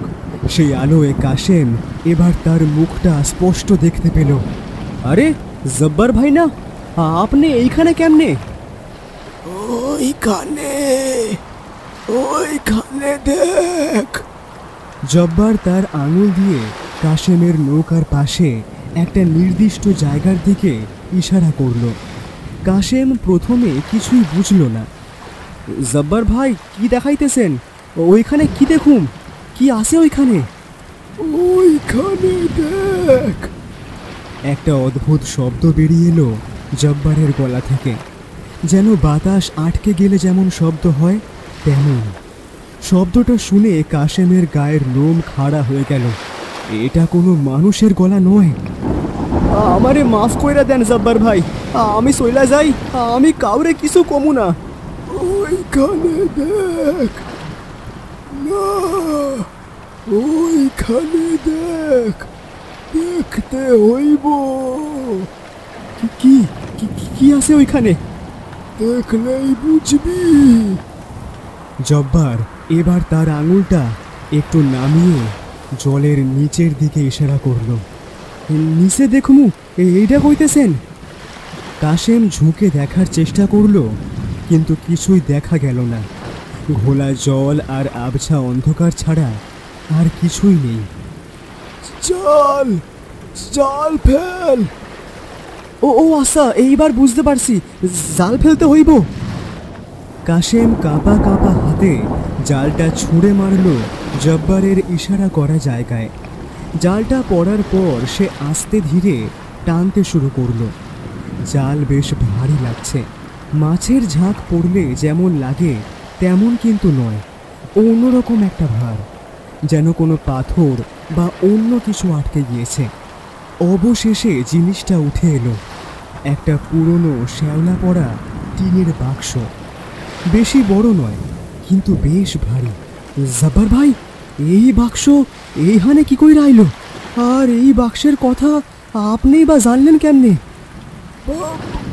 বাক্সটা খোল।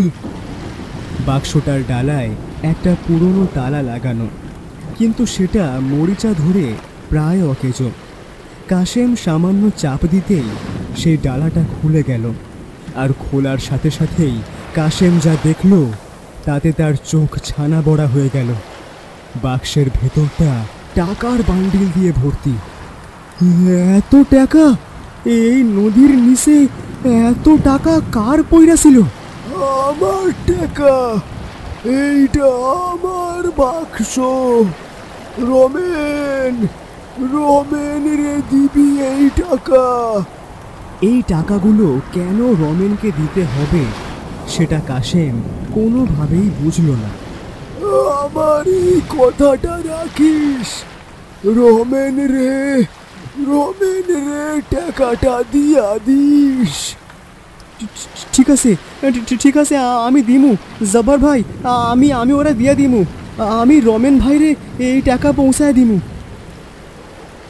কাশেমের কথা শেষ হতেই জব্বারের বিবর্ণ মুখে যেন একটা হালকা হাসির রেখা ফুটে উঠল।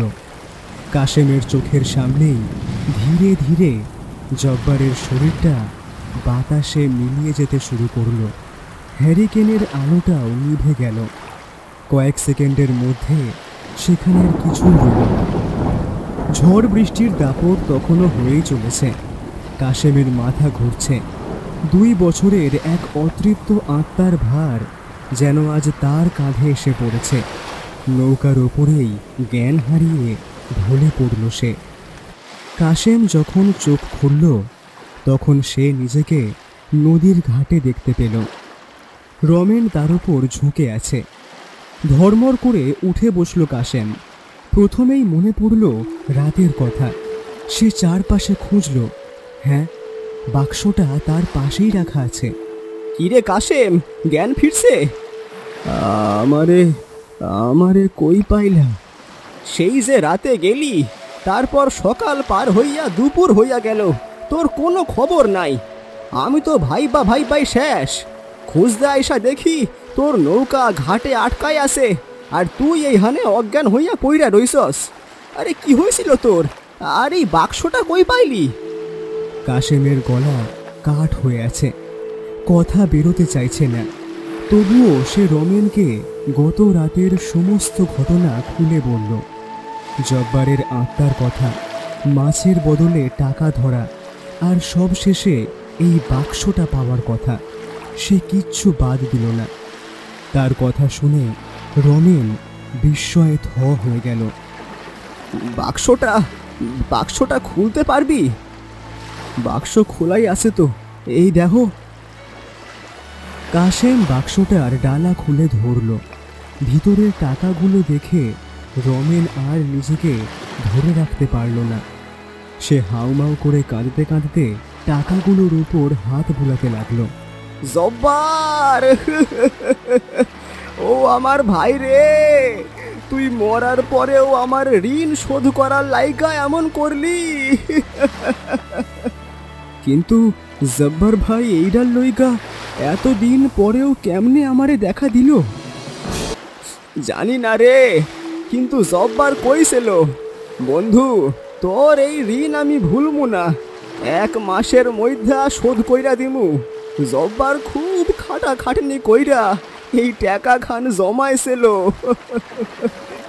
কিন্তু এই টাকাটা পানির তলে গেল কেমনে, এটাই তো বুঝতেছি না। যেই দিন জব্বার মারা যায় সেই দিন সকালেও আমার সাথে দেখা হয়েছিল। খুব খুশি ছিল। আমারে কইল, আইজ রাইতে শেষবারের মতো একটা বড় খেপ মারতে যামু, যা পামু হেইডা দিয়া তোর টাকা শোধ দিয়া দিমু। আমি বাক্স ভইরা টাকা জমাইছি। কও কি, তার মানে এইটাই সেই বাক্স, এইগুলাই সেই টাকা? হরে কাশেম, জব্বার নিজের কথার দাম রাখতো, কারো 1 পয়সারও ধার রাখতো না। সেই রাইতে আমার টাকা শোধ করার লাইগাই ও মাছ ধরতে গেছিল, আর এই টাকা নিয়ে জব্বার ডুইবা গেছিল নদীতে। তোমার বন্ধু এত দিনেও তোমার ঋণ ভুলে নাই, পাওনা ঠিক শোধ কইরা দিল। কাশেমেরও চোখ জলে ভরে উঠল। ঋণের বোঝা জব্বারের মৃত্যুর পরেও তাকে শান্তিতে থাকতে দেয়নি। আমি তোরে কত খুশি রে জব্বার, আমি তো কোনোদিন টাকার কথা ভাবি নাই ভাই, তুই আমারে নতুন কইরা ঋণী কইরা গেলি জব্বার। এই কষ্ট আমি কেমনে সইমু রে। কাশেম ঘাটের দিকে তাকালো। দিনের আলোয় সব এখন শান্ত। দেখে বোঝার উপায় নেই গত রাতে এখানে কি নাটক মঞ্চস্থ হয়েছে। ভাই, তুই আমার বন্ধুর আত্মাডারে শান্তি দিলি। এই টাকা আমি নিমু না, এইটা তোর টাকা, তোর মায়ের ওষুধের লইগা খরচ করিস। না রমেন ভাই, এই টাকা আপনার, এইটা জব্বার ভাইয়ের আমানত। আমি শুধু আপনার কাছে পৌঁছাইয়া দিছি। আমার মায়ের ওষুধের ব্যবস্থা আল্লাহ ঠিক কইরা দেব। রমেন কিছু বলল না, শুধু চোখের জল ফেলল। বাইরে বৃষ্টি পুরোপুরি থেমে গিয়েছে। মেঘ সরে গিয়ে এক ফালি চাঁদ উকি দিচ্ছে। দোকান বন্ধ করার প্রস্তুতি নিতে লাগলো হাফিজ চাচা। খুড়ো, একটা কথা জিগাই। কি কথা? আপনার চাচাতো ভাই রমেন, সে তো এখন আর নাই, কয়েক বছর হইল মারা গেছে, তাই না? ওই ঘটনা ঘটার পর রমেন কেমন জানি হইয়া গেছিল। বন্ধুর মৃত্যুর চেয়েও বেশি ওই শোকটা সে নিতে পারে নাই, বেশি দিন বাঁচেও নাই। নে নে চল, এবার বৃষ্টি থামছে, দোকানও তো বন্ধ হইব। নে বাড়ি যাই এবার, চল।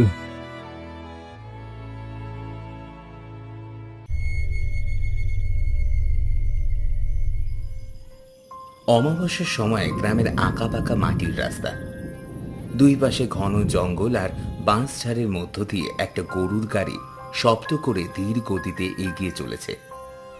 বাতাসে শোষ শব্দ আর ঝিঝি পোকার একটানা ডাকে পরিবেশটা থমথমে। গরুর গাড়ির মধ্যে হ্যারিকেনটা টিমটিম করে চলছে। নরেন, খুড়ো, রঘু আর নিতাই গরুর গাড়ি করে কোথাও একটা যাচ্ছে। রঘু আর নিতাই নিজেদের মধ্যে কথা বলছে, আর নরেন খুড়ো মুখ গোমড়া করে বসে আছে। বাবা রে বাবা, বর্ষার সময় খুব কষ্ট হয় রে এই কাঁচা রাস্তা দিয়ে যেতে। গঞ্জ থেকে ফিরতে অনেক সময় লেগে যায়। হ্যাঁ, ঠিকই বলেছ নেতাইদা। এই রাস্তা ঠিক না করলে আমাদের আর শান্তি নেই। হ্যাঁ হ্যাঁ, যত দ্রুত সম্ভব এই রাস্তা ঠিক করতে হবে। রাতের বেলা এই রাস্তাতে যাওয়া খুব কষ্টকর হয়ে যায় রে। আবার চারিদিকে কেমন ঘুটঘুটে অন্ধকার, দূর দূর দূর, বেশ ভয়ও লাগে। হ্যাঁ, দেখি গ্রামের সবাই মিলে এই রাস্তাটা পাকা করার ব্যবস্থা করব। আরে, আমি তো ভুলেই গিয়েছিলাম, আজকে তো অমাবস্যার রাত। শুনেছি এই অমাবস্যার রাতে মৃত আত্মারা সব জায়গায় ঘুরে বেড়ায়। দূর, সব আদিমকালের গপ্প শোনাইও না তো নেতাইদা। মরা মানুষ আবার ফিরে আসে নাকি? সব আন্দাজে গপ্প। আরে আসে আসে, আমি শুনেছি। আরে ও খুড়ো, তোমার হলো কি বলো তো? অমন মুখ গোমড়া করে বসে আছো যে? নরেন খুড়ো কোনো জবাব দেয় না, অন্যমনস্ক হয়ে চুপচাপ কিছু একটা চিন্তা করছে। এসব আমি বিশ্বাস করি না। যতদিন নিজের চোখে দেখতে পারবো না ততদিন বিশ্বাস আমি করব না, তাই না খুড়ো? তুমি কিছু বলছো না কেন? হ্যাঁ খুড়ো? নরেন খুড়ো চিন্তায় ধ্যানমগ্ন থেকে বের হয়ে বলল, বিশ্বাস করছিস না বুঝলাম, কিন্তু যা কোনোদিনও চোখে দেখিসনি তা নিশ্চিন্তে কিভাবে বলতাছিস যে তারা নেই? আরে খুড়ো, কি সব বলছো? মরার পরে সবাই কবরে চলে যায়, মরার পরে কেউ আবার ফিরে আসে কি? আরে বেটা, সবাই ফিরতে চাইলেই কি ফিরতে পারে নাকি? কারোর যদি কোনো অপূর্ণ ইচ্ছে বাকি রয়ে যায় তখনই সে ফেরে। যদি তোর বন্ধু মারা যাওয়ার পরে তোর সাথে কথা বলে, এটা আশ্চর্যের ব্যাপার, তাই না? খুড়ো, তুমি দেখেছো নাকি? হঠাৎ এই প্রশ্ন করলে যে? হ্যাঁ খুড়ো, তুমি কি সত্যি সত্যি দেখেছো? নরেন কোন একবার নেতাই আর রঘুর দিকে তাকায়, তারপর একটা দীর্ঘশ্বাস নিয়ে বলে, হ্যাঁ দেখেছি। এটা কোনো বানানো গল্প নয়, এটা এক সত্য ঘটনা। এই ঘটনা ঘটেছিল আমার চাচাতো ভাইয়ের সাথে। ও খুড়ো, আমার খুব জানতে ইচ্ছা করতেছে, তাড়াতাড়ি বলো না। আমার বয়স যখন 25 বছর, আমার চাচাতো ভাই ফিরোজের সাথে এক দুর্ঘটনা ঘটে যায়। ফিরোজের সব থেকে কাছের বন্ধু ছিল রমেশ। ফিরোজ তার জমি বিক্রি করে রমেশকে শহরে পাঠায় ব্যবসা করার জন্য, কিন্তু ওর বন্ধু শহরে গিয়ে তাকে ভুলে যায়, তার সাথে কোনো যোগাযোগই রাখে না। কিন্তু ফিরোজ রমেশকে খুব ভালোবাসত। কেমন স্বার্থপর বন্ধু! যেই বন্ধু সাহায্য করলো তারই কিনা ভুলে গেল। তারপর কি হলো খুড়ো? আচ্ছা শোন, এভাবে কয়েক বছর কেটে যায়। একদিন হঠাৎ এক বৃষ্টির রাতে আমি আর ফিরোজ একসাথে শুয়েছিলাম খাটে। চারিদিকে অন্ধকার, জোরে জোরে বৃষ্টি হচ্ছিল। হঠাৎ মধ্যরাতে দরজার সামনে কড়া নাড়ার শব্দ হয়। কেউ জোরে জোরে দরজায় ধাক্কা দিচ্ছিল। ফিরোজ, এই ফিরোজ, বাড়ি আছিস? দরজাটা একবার খোল। আমি আর ফিরোজ শব্দ শুনে ঘুম থেকে উঠে পড়েছিলাম। হ্যাঁ, এত রাতে কে কে ডাকে? ঝড় বৃষ্টির এত রাতে হঠাৎ কে আসলো ভেবে ফিরোজ আর আমি চিন্তায় পড়ে গিয়েছিলাম। এত রাতে আবার কে আইবে নরেন ভাই? আমার কি দরজাখান খোলা ঠিক হইব? আমারও তো সেটাই প্রশ্ন, এই মধ্যরাতে কে আসতে পারে? আচ্ছা খোল দেখি, কি বলতে চাই শুনি। যদি চোর ডাকাত হয় লাঠি দিয়ে মেরে ঠ্যাং ভেঙে দেব। কিরে, কি হলো? তাড়াতাড়ি খোল, আমার যে অনেক বড় বিপদ। ফিরোজ ওর কণ্ঠ শুনে বুঝতে পেরেছিল এই কণ্ঠ সে আগেও শুনেছে। তখনই সে বুঝতে পারলো এটা আর কেউ নয়, রমেশের কণ্ঠ।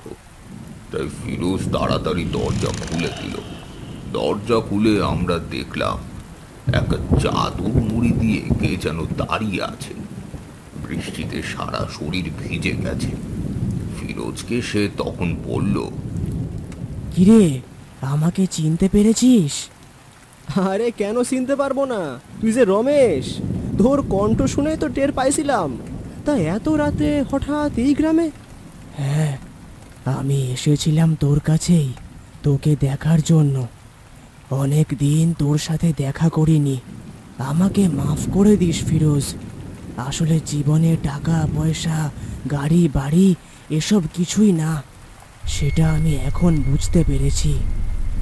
কি যে কইস রমেশ, আরে আমি তোরে অনেক দিন আগেই মাফ করে দিছি, বুঝলি। আমি এইসব নিয়ে আর কিছু মনে করি না ভাই। তা তুই বাইরে দাঁড়িয়ে আসিস কেন? আরে ঘরে আয়, ঘরে আয়। তোর শরীর যে পুরো ভিজে গিয়েছে রে, তুই ঘরে আয় তো আগে। না না, আমি বাড়িতে ঢুকবো না, আমার যে অনেক কাজ। কি কাজ তোর এত রাতে? আমি আর আমার শহরের 4 বন্ধু এসেছিলাম গ্রামে ঘুরতে আর তোর সাথে দেখা করতে, কিন্তু প্রচণ্ড বৃষ্টির কারণে রাস্তাঘাট কিছুই দেখা যাচ্ছিল না।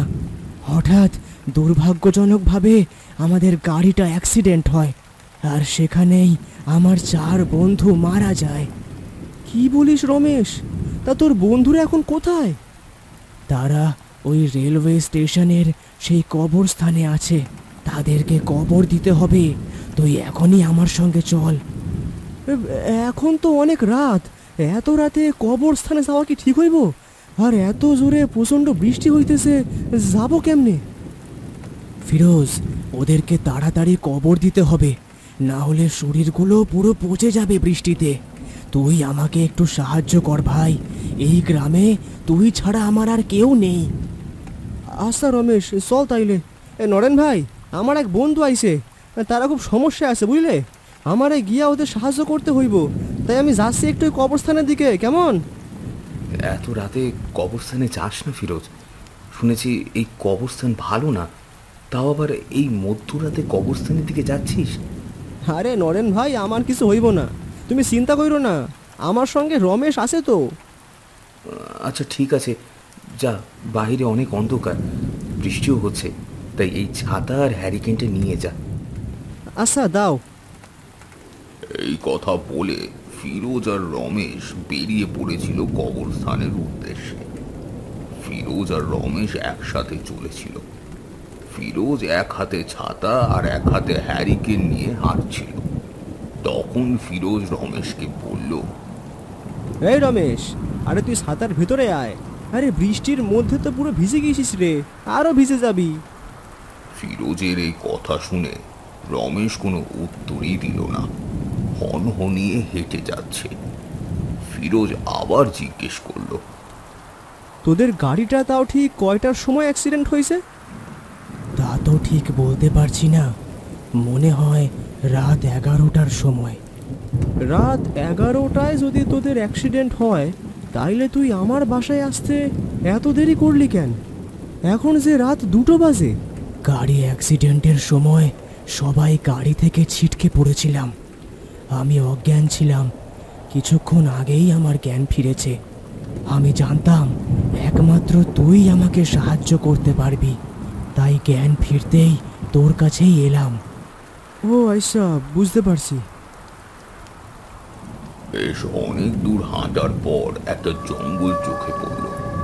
ফিরোজ রমেশকে বলল, এই জঙ্গল দিয়ে যাচ্ছিস কেন? কবরস্থান কি এইদিকে পড়ে?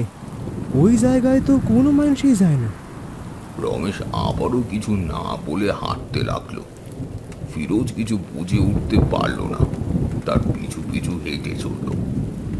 এক সময় হাঁটতে হাঁটতে তারা সেই কবরস্থানে পৌঁছে যায়। কবরস্থানের ভিতরে ঢুকে দেখতে পেয়েছিল সত্যি সত্যি 4 জন ব্যক্তি ওখানে মরে পড়ে আছে। প্রচণ্ড বৃষ্টির কারণে মৃতদেহগুলো সাদা ফ্যাকাশে হয়ে গেছে। দেখে মনে হচ্ছে বেশ কিছুদিন হলো মরে গেছে। এই তোর বন্ধুরা, এনাদেরকেই কবর দিতে হবে? হ্যাঁ ফিরোজ, এদেরকে কবর দিয়ে দে, তুই ছাড়া আর কে বা দেবে? রমেশের কথাগুলো কেমন অদ্ভুত মনে হচ্ছিল ফিরোজের। ও কি বলতে চাইছে ফিরোজ কিছুই বুঝতে পারছিল না। ফিরোজ আর ওই সবে খেয়াল না করে 4 জনকে কবর দেওয়ার ব্যবস্থা করতে লাগলো।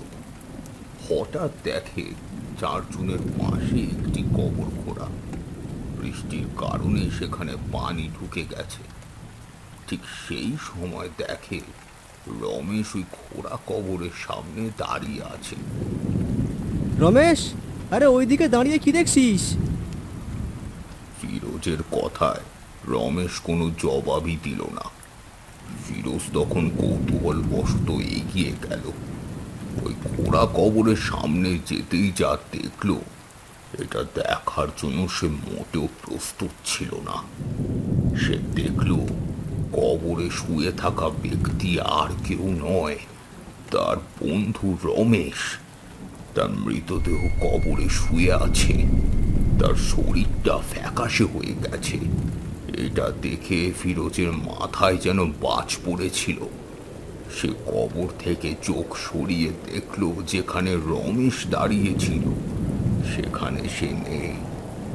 ভয়ে তার হাত পা কাঁপতে শুরু করলো। দৌড়ে সেখান থেকে পালিয়ে যেতে লাগলো। আচমকা ফিরোজের পথের সামনে রমেশ দাঁড়িয়ে পড়ল।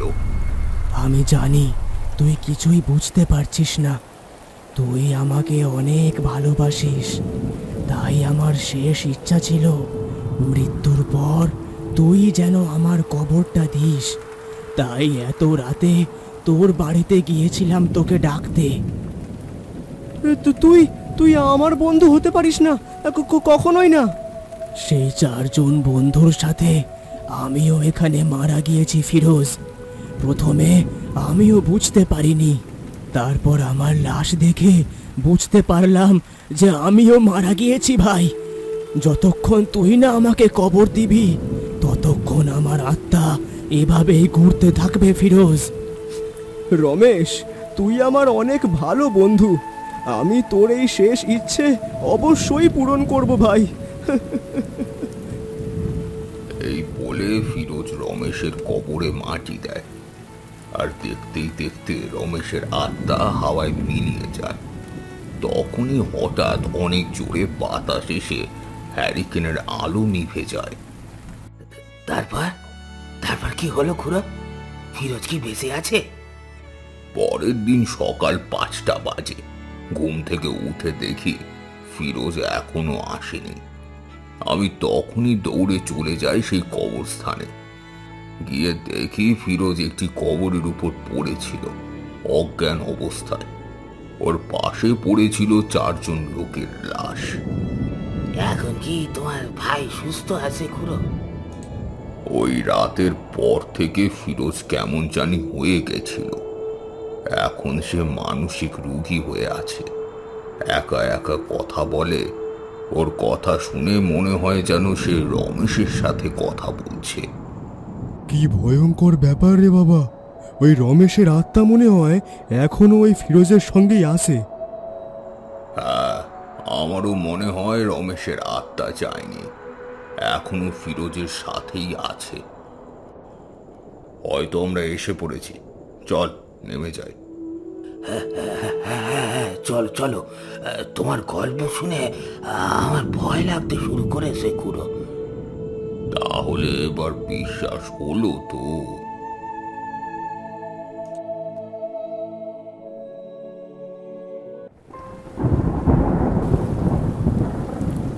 সন্ধ্যা নেমে আসতেই নিতাইয়ের চায়ের দোকানে বসে যায় আড্ডা। প্রায় প্রত্যেক দিনই গরম গরম চায়ের সাথে বেশ জমে ওঠে এই কয়েকজনের ছোট্ট গল্পের আসর। আজকের সন্ধ্যা কিন্তু একটু অন্যরকম। আকাশটা সকাল থেকেই মুখ ভার করেছিল, আর এখন নেমেছে একটানা বৃষ্টি। দোকানের সামনের কাঁচা রাস্তাটা কাদায় একেবারে থলথলে হয়ে পড়েছে। এরকম এক বাদল রাতেই শুরু হলো গল্পের আসর। আজ ওদের গল্পের মূল আকর্ষণ ভূত। রমেশ আর রঘুর মধ্যে ভূত নিয়ে বেশ তর্ক চলছে। রমেশ নিজের চাটা শেষ করে চায়ের কাপটা টং করে নামিয়ে রেখে বলল, আরে রঘু, তুই কিন্তু অতিরিক্ত গুলগপ্প দিচ্ছিস। ভূত যদি সত্যি থাকতো তাহলে কেউ চোখে দেখলাম না কেন? এই যে ভূত ভূত করছিস, তুই ঠিক করে বলতে পারবি আজ পর্যন্ত ভূত তুই সচক্ষে দেখেছিস কিনা? সবাই তো শুনে কথা বলে, শুধু ভয় দেখানোর ফন্দি। কে বলেছে কে বলেছে কেউ ভূত দেখেনি? আমাদের গ্রামে তো অনেকেই দেখেছে, আর আমি নিজেই একবার ভূতের খপ্পরে পড়েছিলাম। তবে থাক, সেসব পুরনো কথা। ধুর, তোর মনের ভুল হয়তো। অন্ধকারে নিজের ছায়াকেই হয়তো ভূত ভেবে নিয়েছিলি। বিশ্বাস করিস আর না করিস, আমি জানি আমি কি দেখেছি। তুই তো সব কিছু যুক্তি খুঁজিস, কিন্তু ভূতের জগৎ একেবারেই আলাদা। তো তাই না খুড়ো? আরে তোরা নিজেদের মধ্যে এত তর্কাতর্কি করছিস কেন? ভূত আছে কি নেই সেই বিচার তোদের হাতে নেই। এই দুনিয়ায় অনেক কিছু আছে যা চোখে দেখা যায় না, তবু তার অস্তিত্ব অস্বীকার করা যায় না, বুঝলি? ঠিক কথা পুরো, আমি তো কত কিছু দেখেছি, আর তুমিও তো কত কিছু দেখেছো। শুনেছিলাম তুমি একবার নিজের চোখে ভূত দেখেছিলে। বলো না শুনি, বলো না সেই গল্পটা। আজ বৃষ্টির মধ্যে ভূতের গল্প হলে মন্দ হয় না, কি বলিস রমেশ? হ্যাঁ, ঠিকই বলেছিস। বুড়ো, বলো তো, সত্যি কি তুমি ভূত টুত দেখেছিলে, নাকি তুমিও গোলগপ্প মারছ? তখন নরেন খুড়ো একটা কাশি দিয়ে বলল, ছাড়া আমি গোলগপ্প মারি? আমি এমন একটা অভিজ্ঞতার ভিতর দিয়ে গিয়েছি যা কোনো বইয়ে নেই, কোনো কল্পনাতেও নেই। সেই ঘটনার পর আমি অনেক রাত ঘুমাতে পারিনি। হঠাৎ দূরে কোথাও একটা বজ্রপাত হয়। খুড়োর মুখে স্পষ্ট ভয়ের ছাপ।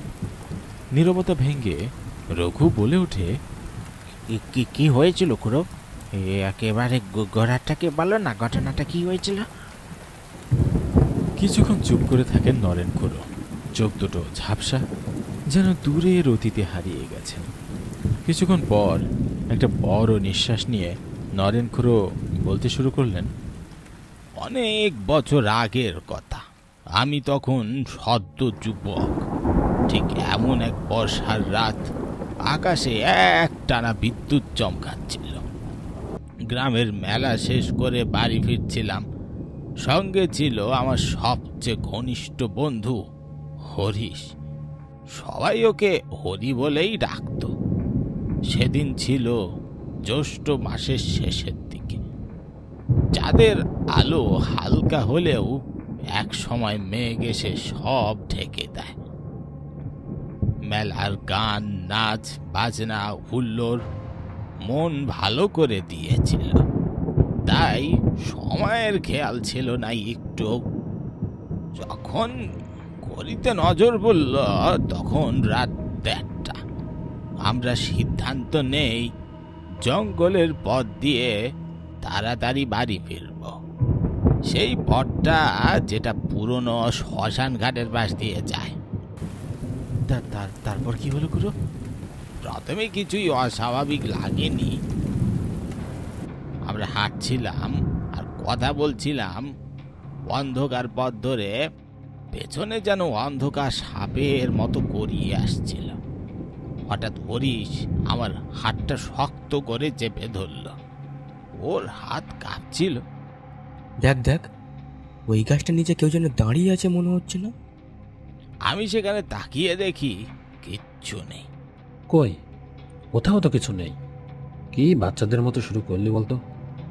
চল চল, তাদের বাড়ি ফিরতে হবে। তারপর হাঁটতে হাঁটতে সামনের দিকে এগোতে থাকি। হঠাৎ চোখ পড়ে একটা বড় গাছের নিচে। আমরা দেখতে পাই একটা ছায়া মূর্তি গাছের নিচে দাঁড়িয়ে, চুল এলোমেলো, শরীর ভেসে আসছে বাতাসে। দেখতে এতটাই ভয়ঙ্কর ছিল যে যা দেখে আমরা দুইজনে দাঁড়িয়ে পড়ি। পা যেন পাথর হয়ে গেছে। চিৎকার করতে পারছিলাম না, গলা শুকিয়ে কাঠ। আস্তে আস্তে আমাদের দিকে এগোতে লাগলো। হাওয়া যেন হঠাৎ ভারী হয়ে গেল। হঠাৎ হরিশ একটা দম বন্ধ করা চিৎকার দিয়ে বলে উঠল, পালা নরেন পালা, এটা একটা পিশাচ। একবার ধরতে পারলে আমাদের আর নিস্তার নেই, পালা। হরিশের সেই আকস্মিক চিৎকার আমাদের ভেতরে সব সাহস যেন ছিঁড়ে নিয়ে গেল। আর কিছু ভাবিনি, শুধু প্রাণপণে ছুটতে শুরু করলাম। চারপাশে কুয়াশা, ভিজে মাটি, আর দূর থেকে ভেসে আসা সেই বিভীষিকাময় ভয়ঙ্কর শব্দ। জানি না ঠিক কতদূর ছুটেছিলাম। হঠাৎ সামনে এক ঝলক আলো চোখে পড়ল।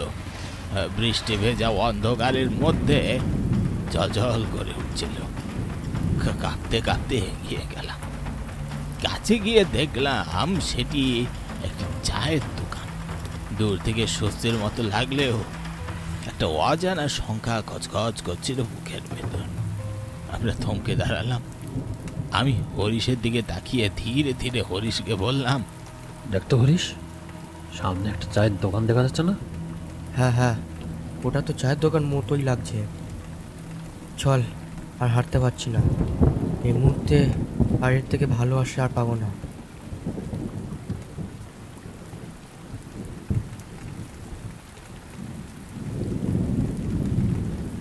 দোকানটা ভাঙ্গাচোরা হলেও এরকম টান অনুভব করলাম যেন কিছু টানছে। ভেতরে আলোর ঝলকানি, তবে সেটা কেমন অদ্ভুত নরম ঘোলাটে কুয়াশার মতো। আলো যেন নিঃশব্দে কেঁপে উঠছিল। দোকানটা বাইরে থেকে যেমন ভাঙ্গা, ভেতরে তেমনটাই রহস্যময়। বাতাসে একটা ভিজে কাঠের গন্ধ, আর দোকানের ভেতর ঘোরাফেরা করছে ঘন ধোয়ার মতো কুয়াশা, যা যেন কেবল আলোকে গিলে ফেলতে চাইছে। এক কাপ চা দিন তো দাদা, গলা শুকিয়ে একেবারে কাঠ হয়ে গেছে। দোকানদার চুপচাপ দাঁড়িয়ে থাকে কিছুক্ষণ। তার চোখে কি যেন লুকোনো, যেন অতল কোনো কিছুর ইঙ্গিত। এই রাতে এমন ভয়াবহ বৃষ্টিতে আপনারা কোথা থেকে এলেন বাবু? আপনাদের মুখে তো আতঙ্ক লেগে আছে। আমরা আসছিলাম শ্মশান ঘাটের পাশের রাস্তা ধরে। হঠাৎ একটা পিশাচ, না মানে একটা অন্ধকার ছায়া। পিশাচ? কেমন পিশাচ সেই পিশাচ বাবু শুনি? ওটা ছিল একটা কালো ছায়ার মতো, আকার বোঝা যাচ্ছিল না, কিন্তু ও আমাদের দিকেই আসছিল। খুব আস্তে আস্তে আসছিল। এমন লাগছিল যেন ওকে না থামালেও ও আমাদের গিলে ফেলবে।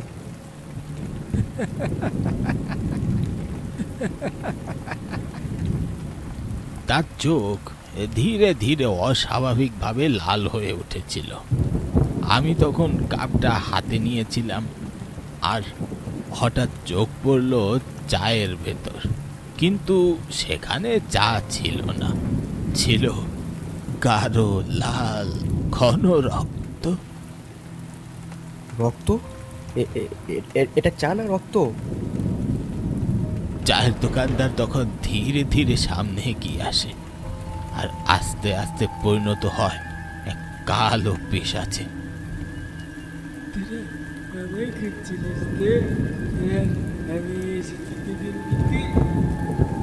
পালা হরিশ পালা, বাঁচতে চাইলে এখনই পালা।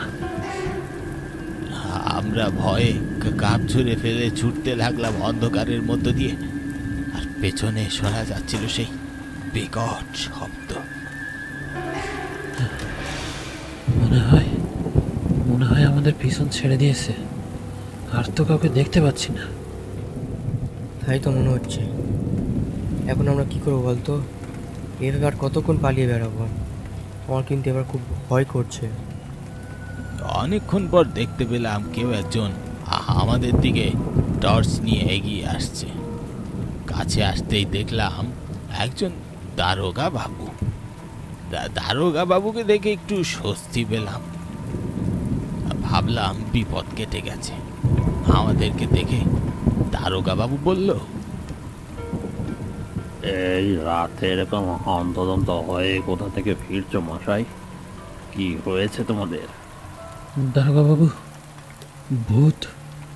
আমরা একটা ভূতের মুখোমুখি হয়েছিলাম, এমন কিছু দেখেছি যা বিশ্বাস করা কঠিন। এই আবল তবল বলছো? এখানে ভূত কোথা থেকে আসবে? দেখি কোথায় ঘটেছে ব্যাপারটা, আর নিয়ে চলো সেই জায়গায়। না না না, আমরা ওদিকে যাব না। ভয় পেও না, আমি আসি তো, এসো। ইচ্ছা না থাকা সত্ত্বেও আমরা তিনজনই হাঁটতে শুরু করলাম আবার সেই পুরনো শ্মশান ঘাটের দিকে।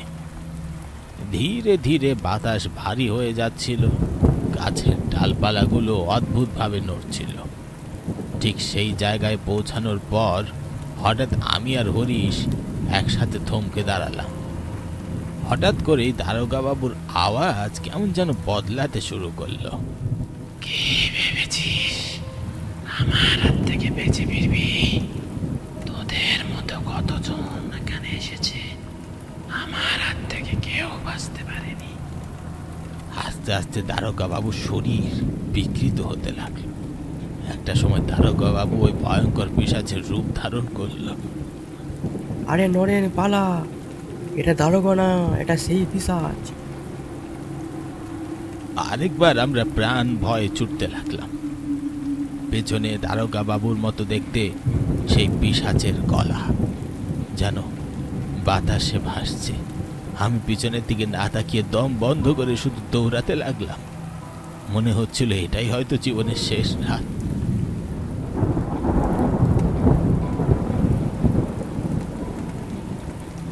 অনেকক্ষণ পর পিছনে ঘুরে দেখি হরিশ আমার পাশে নেই। তারপর কি হলো খুড়ো? সেই রাতে হরিশ আর বাড়ি ফিরেনি।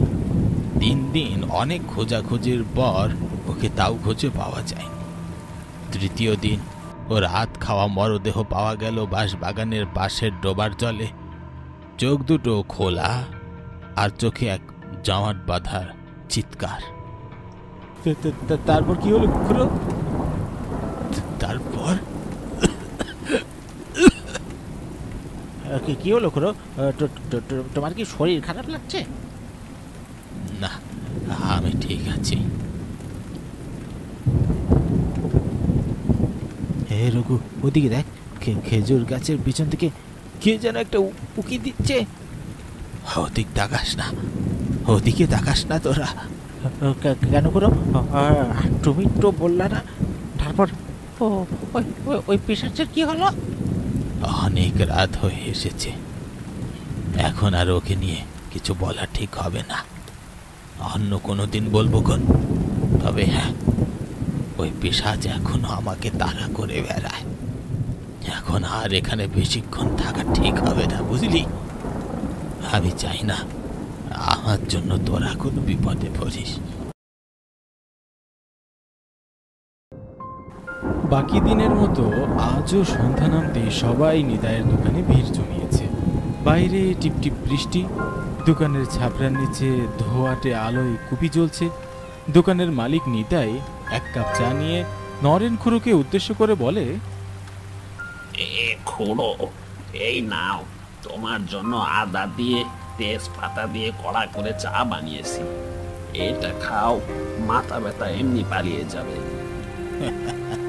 আমি না বললাম রে নিতাই, তোর দোকানটাই এখন একমাত্র হাসপাতাল।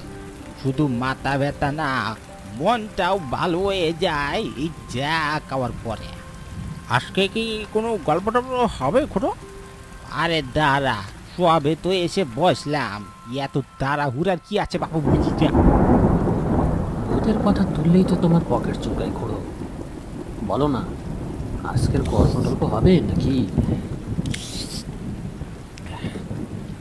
এখনই বললে গল্পের মেজাজ মরে যাবে রে। চাটা শেষ হোক, বৃষ্টিটা জমক, তারপর। এই ভালো কথা, এই রমেশ কোথায়? গুয়াকে তো দেখছি না। আমিও রমেশকে কয়েকদিন হলো দেখছি না। এ রঘু, তুই কি কিছু জানিস? রমেশের তো কয়েকদিন যাবৎ ভীষণ জ্বর। ওর বাড়িতে গিয়েছিলাম, আর ওর সাথে কথা বললো না, চুপচাপ ঘরের মধ্যে বসে থাকে। জ্বর জ্বর হলো কি করে? ভালোই তো ছিল জেলেটা। ওর মাই বলল কারোর সাথে দেখা করতে চাচ্ছে না, বাড়ির লোকেরা দরজা জানালা বন্ধ করে রাখে। শুনেছি কোনো কিছু দেখেছে রমেশ, তারপর থেকেই এই হাল। শুনেছি সেদিন চায়ের দোকান থেকে গল্প করে যাওয়ার পর থেকেই ওর এই অবস্থা। একথা শোনার পর নরেন খুড়োর মুখ কেমন যেন অন্যরকম হয়ে গেল। সাথে সাথে মনে হলো মুখে একটা দুশ্চিন্তার ছাপ পড়ে গেল। কিছুক্ষণ নীরবতা ভেঙে খুড়ো বলে উঠল, কে বলিস? কথাটা তোরা আমাকে আগে জানাবি না কেন খুড়ো? কি হয়েছে? মনে হচ্ছে তুমি কিছু জানো না। যা পরে খাবো, আমি একবার দেখে আসি ওকে। না না খুড়ো, এখন যেও না, বৃষ্টি বাড়ছে আর অন্ধকারও ঘন হয়ে আসছে। ওরা বুঝবি না, আমার মনে হচ্ছে কিছু একটা গন্ডগোল বইতেছে। তারাও খুড়ো, আমরাও তোমার সাথে যাব। বৃষ্টির এক টানা শব্দ পেরিয়ে কেবল শোনা যায় পায়ের চলার চাপা শব্দ, আর মাথার উপর কচুরি পাতায় টুকটাক বৃষ্টির নীরব ছন্দ। নরেন খুড়োর হাত কাঁপছে হ্যারিকেন নিয়ে, চোখে মুখে উত্তেজনা। আর ফিরোজ আর রঘু কাঁধে ভেজা গামছা দিয়ে কচু পাতা ঠেসে ধরে রেখেছে মাথায়। এই অন্ধকারে তাদের তিনজনের ছায়া যেন হাঁটছে কোনো এক অজানা বিপদের দিকে। খুড়ো, এই ভিজে ভিজে সন্ধ্যায় হঠাৎ করে যাওয়াটা কি একটু বোকামো না? বোকামো নয় রে ফিরোজ, ভয়ঙ্কর কিছু করার আগেই দেখা করতে হবে, ওকে দেখতেই হবে। এই রাস্তা দিয়ে কি কেউ যায়? হাঁটু পর্যন্ত কাদা, তার উপর আবার ঝড় বৃষ্টি। যার ভেতরে আগুন জ্বলছে তার রাস্তা কাদা কিচ্ছু যায় আসে না। রমেশ যা বলেছিল সেদিন, আর তারপর এই হাল। আমি নিশ্চিত কিছু একটা ওর সাথে ঘটেছে। সেদিন তো খালি গল্পই করছিলাম আমরা সবাই, কিন্তু রমেশ তখন থেকেই একটু চুপচাপ ছিল। রঘু, তুই যখন দেখলি ওর চোখে কি ছিল? খালি তাকিয়েছিল, চোখ বড় বড় করে, যেন চিনতে পারলো না, যেন চিনার চেষ্টা করেও কিছু মনে করতে পারছে না। খুড়ো, তুমি কি কিছু আন্দাজ করতে পারছো?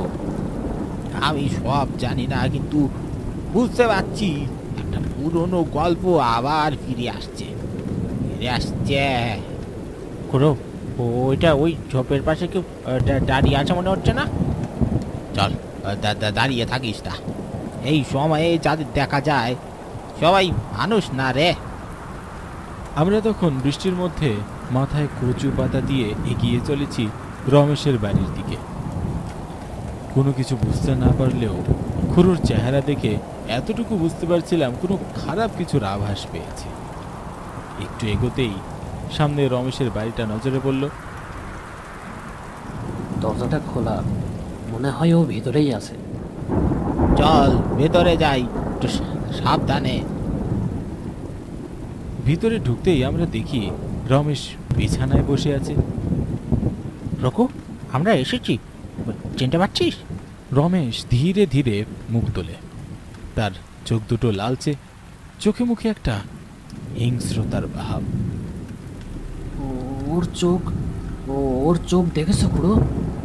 নরেন খুড়ো দেওয়ালের এক কোনায় থাকতেই প্রদীপের আলোয় কিছু একটা লক্ষ্য করে। তোরা কিছু দেখলি? না নাটক কই কই কোনো কিছুই তো দেখতে পাচ্ছি না। খুড়োর চোখ ফেটে জল এলো না, কিন্তু মুখটা এমন হয়ে গেল যেন হারিয়ে যাওয়া অন্ধকার তার পুরনো কষ্টগুলো তুলে আনছে। সে ধীরে ধীরে দেওয়ালের দিকে তাকিয়ে রইল। রমেশ, তুই রমেশ নেই রে এখন। আমি যা ভেবেছিলাম তাই হয়েছে। কি বলছো খুড়ো? আমি তোদেরকে সেদিন চায়ের দোকানে যার গল্প বলছিলাম, সেই পিচাসটা এখন ওর শরীরে বর করেছে। রমেশের ভিতরে এখন আর রমেশ নেই। খুড়োর মুখে এ কথা শুনে ফিরোজ আর রঘু প্রচন্ড ভয় পেয়ে গেল। তোরা এবার চলে যা, আজকের রাতটা আমি এখানেই থাকবো। না খুড়ো, আমরা তোমাকে একা রেখে কোথাও যাবো না। যা বলেছি সেটা কর, বেশি কথা না বলে রঘুর সাথে এখান থেকে যা। কিন্তু খুড়ো, পরে যদি তোমার কোনো বিপদ হয়, আমরা তোমার সাথে থাকলে ভালো হতো না? না, আমার কিচ্ছু হবে না, তোরা যা, বেশি দেরি করিস না। নরেন খুড়োর কথা মতো ফিরোজ আর রঘু সেখান থেকে ধীরে ধীরে বেরিয়ে গেল। চারপাশে নেমে এলো অদ্ভুত এক নীরবতা। আমি জানি তুই এখানেই আছিস, বেরিয়ে আয়, তোর খেলা অনেক হয়েছে। হঠাৎ ঘরের মধ্যে ঝড়ো হাওয়া বইতে শুরু করলো। দেওয়ালের উপর ধীরে ধীরে ফুটে উঠল এক অন্ধকার ছায়া। মনে হচ্ছে ছায়াটি খুড়োর দিকেই চেয়ে আছে। তুই আমাকে ডাকলি বুড়ো? ওকে ছেড়ে দে, ওকে ছেড়ে দে বলছি। ও বাঁচার যোগ্য, তোর মতো শয়তানকে বহন করার জন্য শরীর নয়। আমার শরীরটা নে, তাও তুই ওকে ছেড়ে দে। ওর রক্তের ভিতরে আমি ঢুকে পড়েছি, আমি কিছুতেই ছাড়বো না। ওর শরীরের সাথে আমি চিরকাল বেঁচে থাকবো। খুড়ো চোখ বন্ধ করে ফিসফিস করে কিছু একটা বলতে থাকে। তার কপালে ঘাম ভেসে উঠল, ঠোঁট কাঁপছে, শরীর থরথর করে কাঁপছে। ঘরের বাতাস ঘূর্ণির মতো ঘুরপাক খাচ্ছে। আলোর নিচে কালো ছায়াটা ফেটে টুকরো টুকরো হয়ে গেল। তারপর সেই ছায়া রমেশের শরীর ছেড়ে বেরিয়ে এসে যেন ধোয়ার মতো ধীরে ধীরে ঢুকে গেল খুড়োর শরীরে। অত চারা শরীর থেকে বের হবি না নাকি? তারপর নরেন খুড়োর দেহ আস্তে আস্তে পড়ে গেল মাটিতে।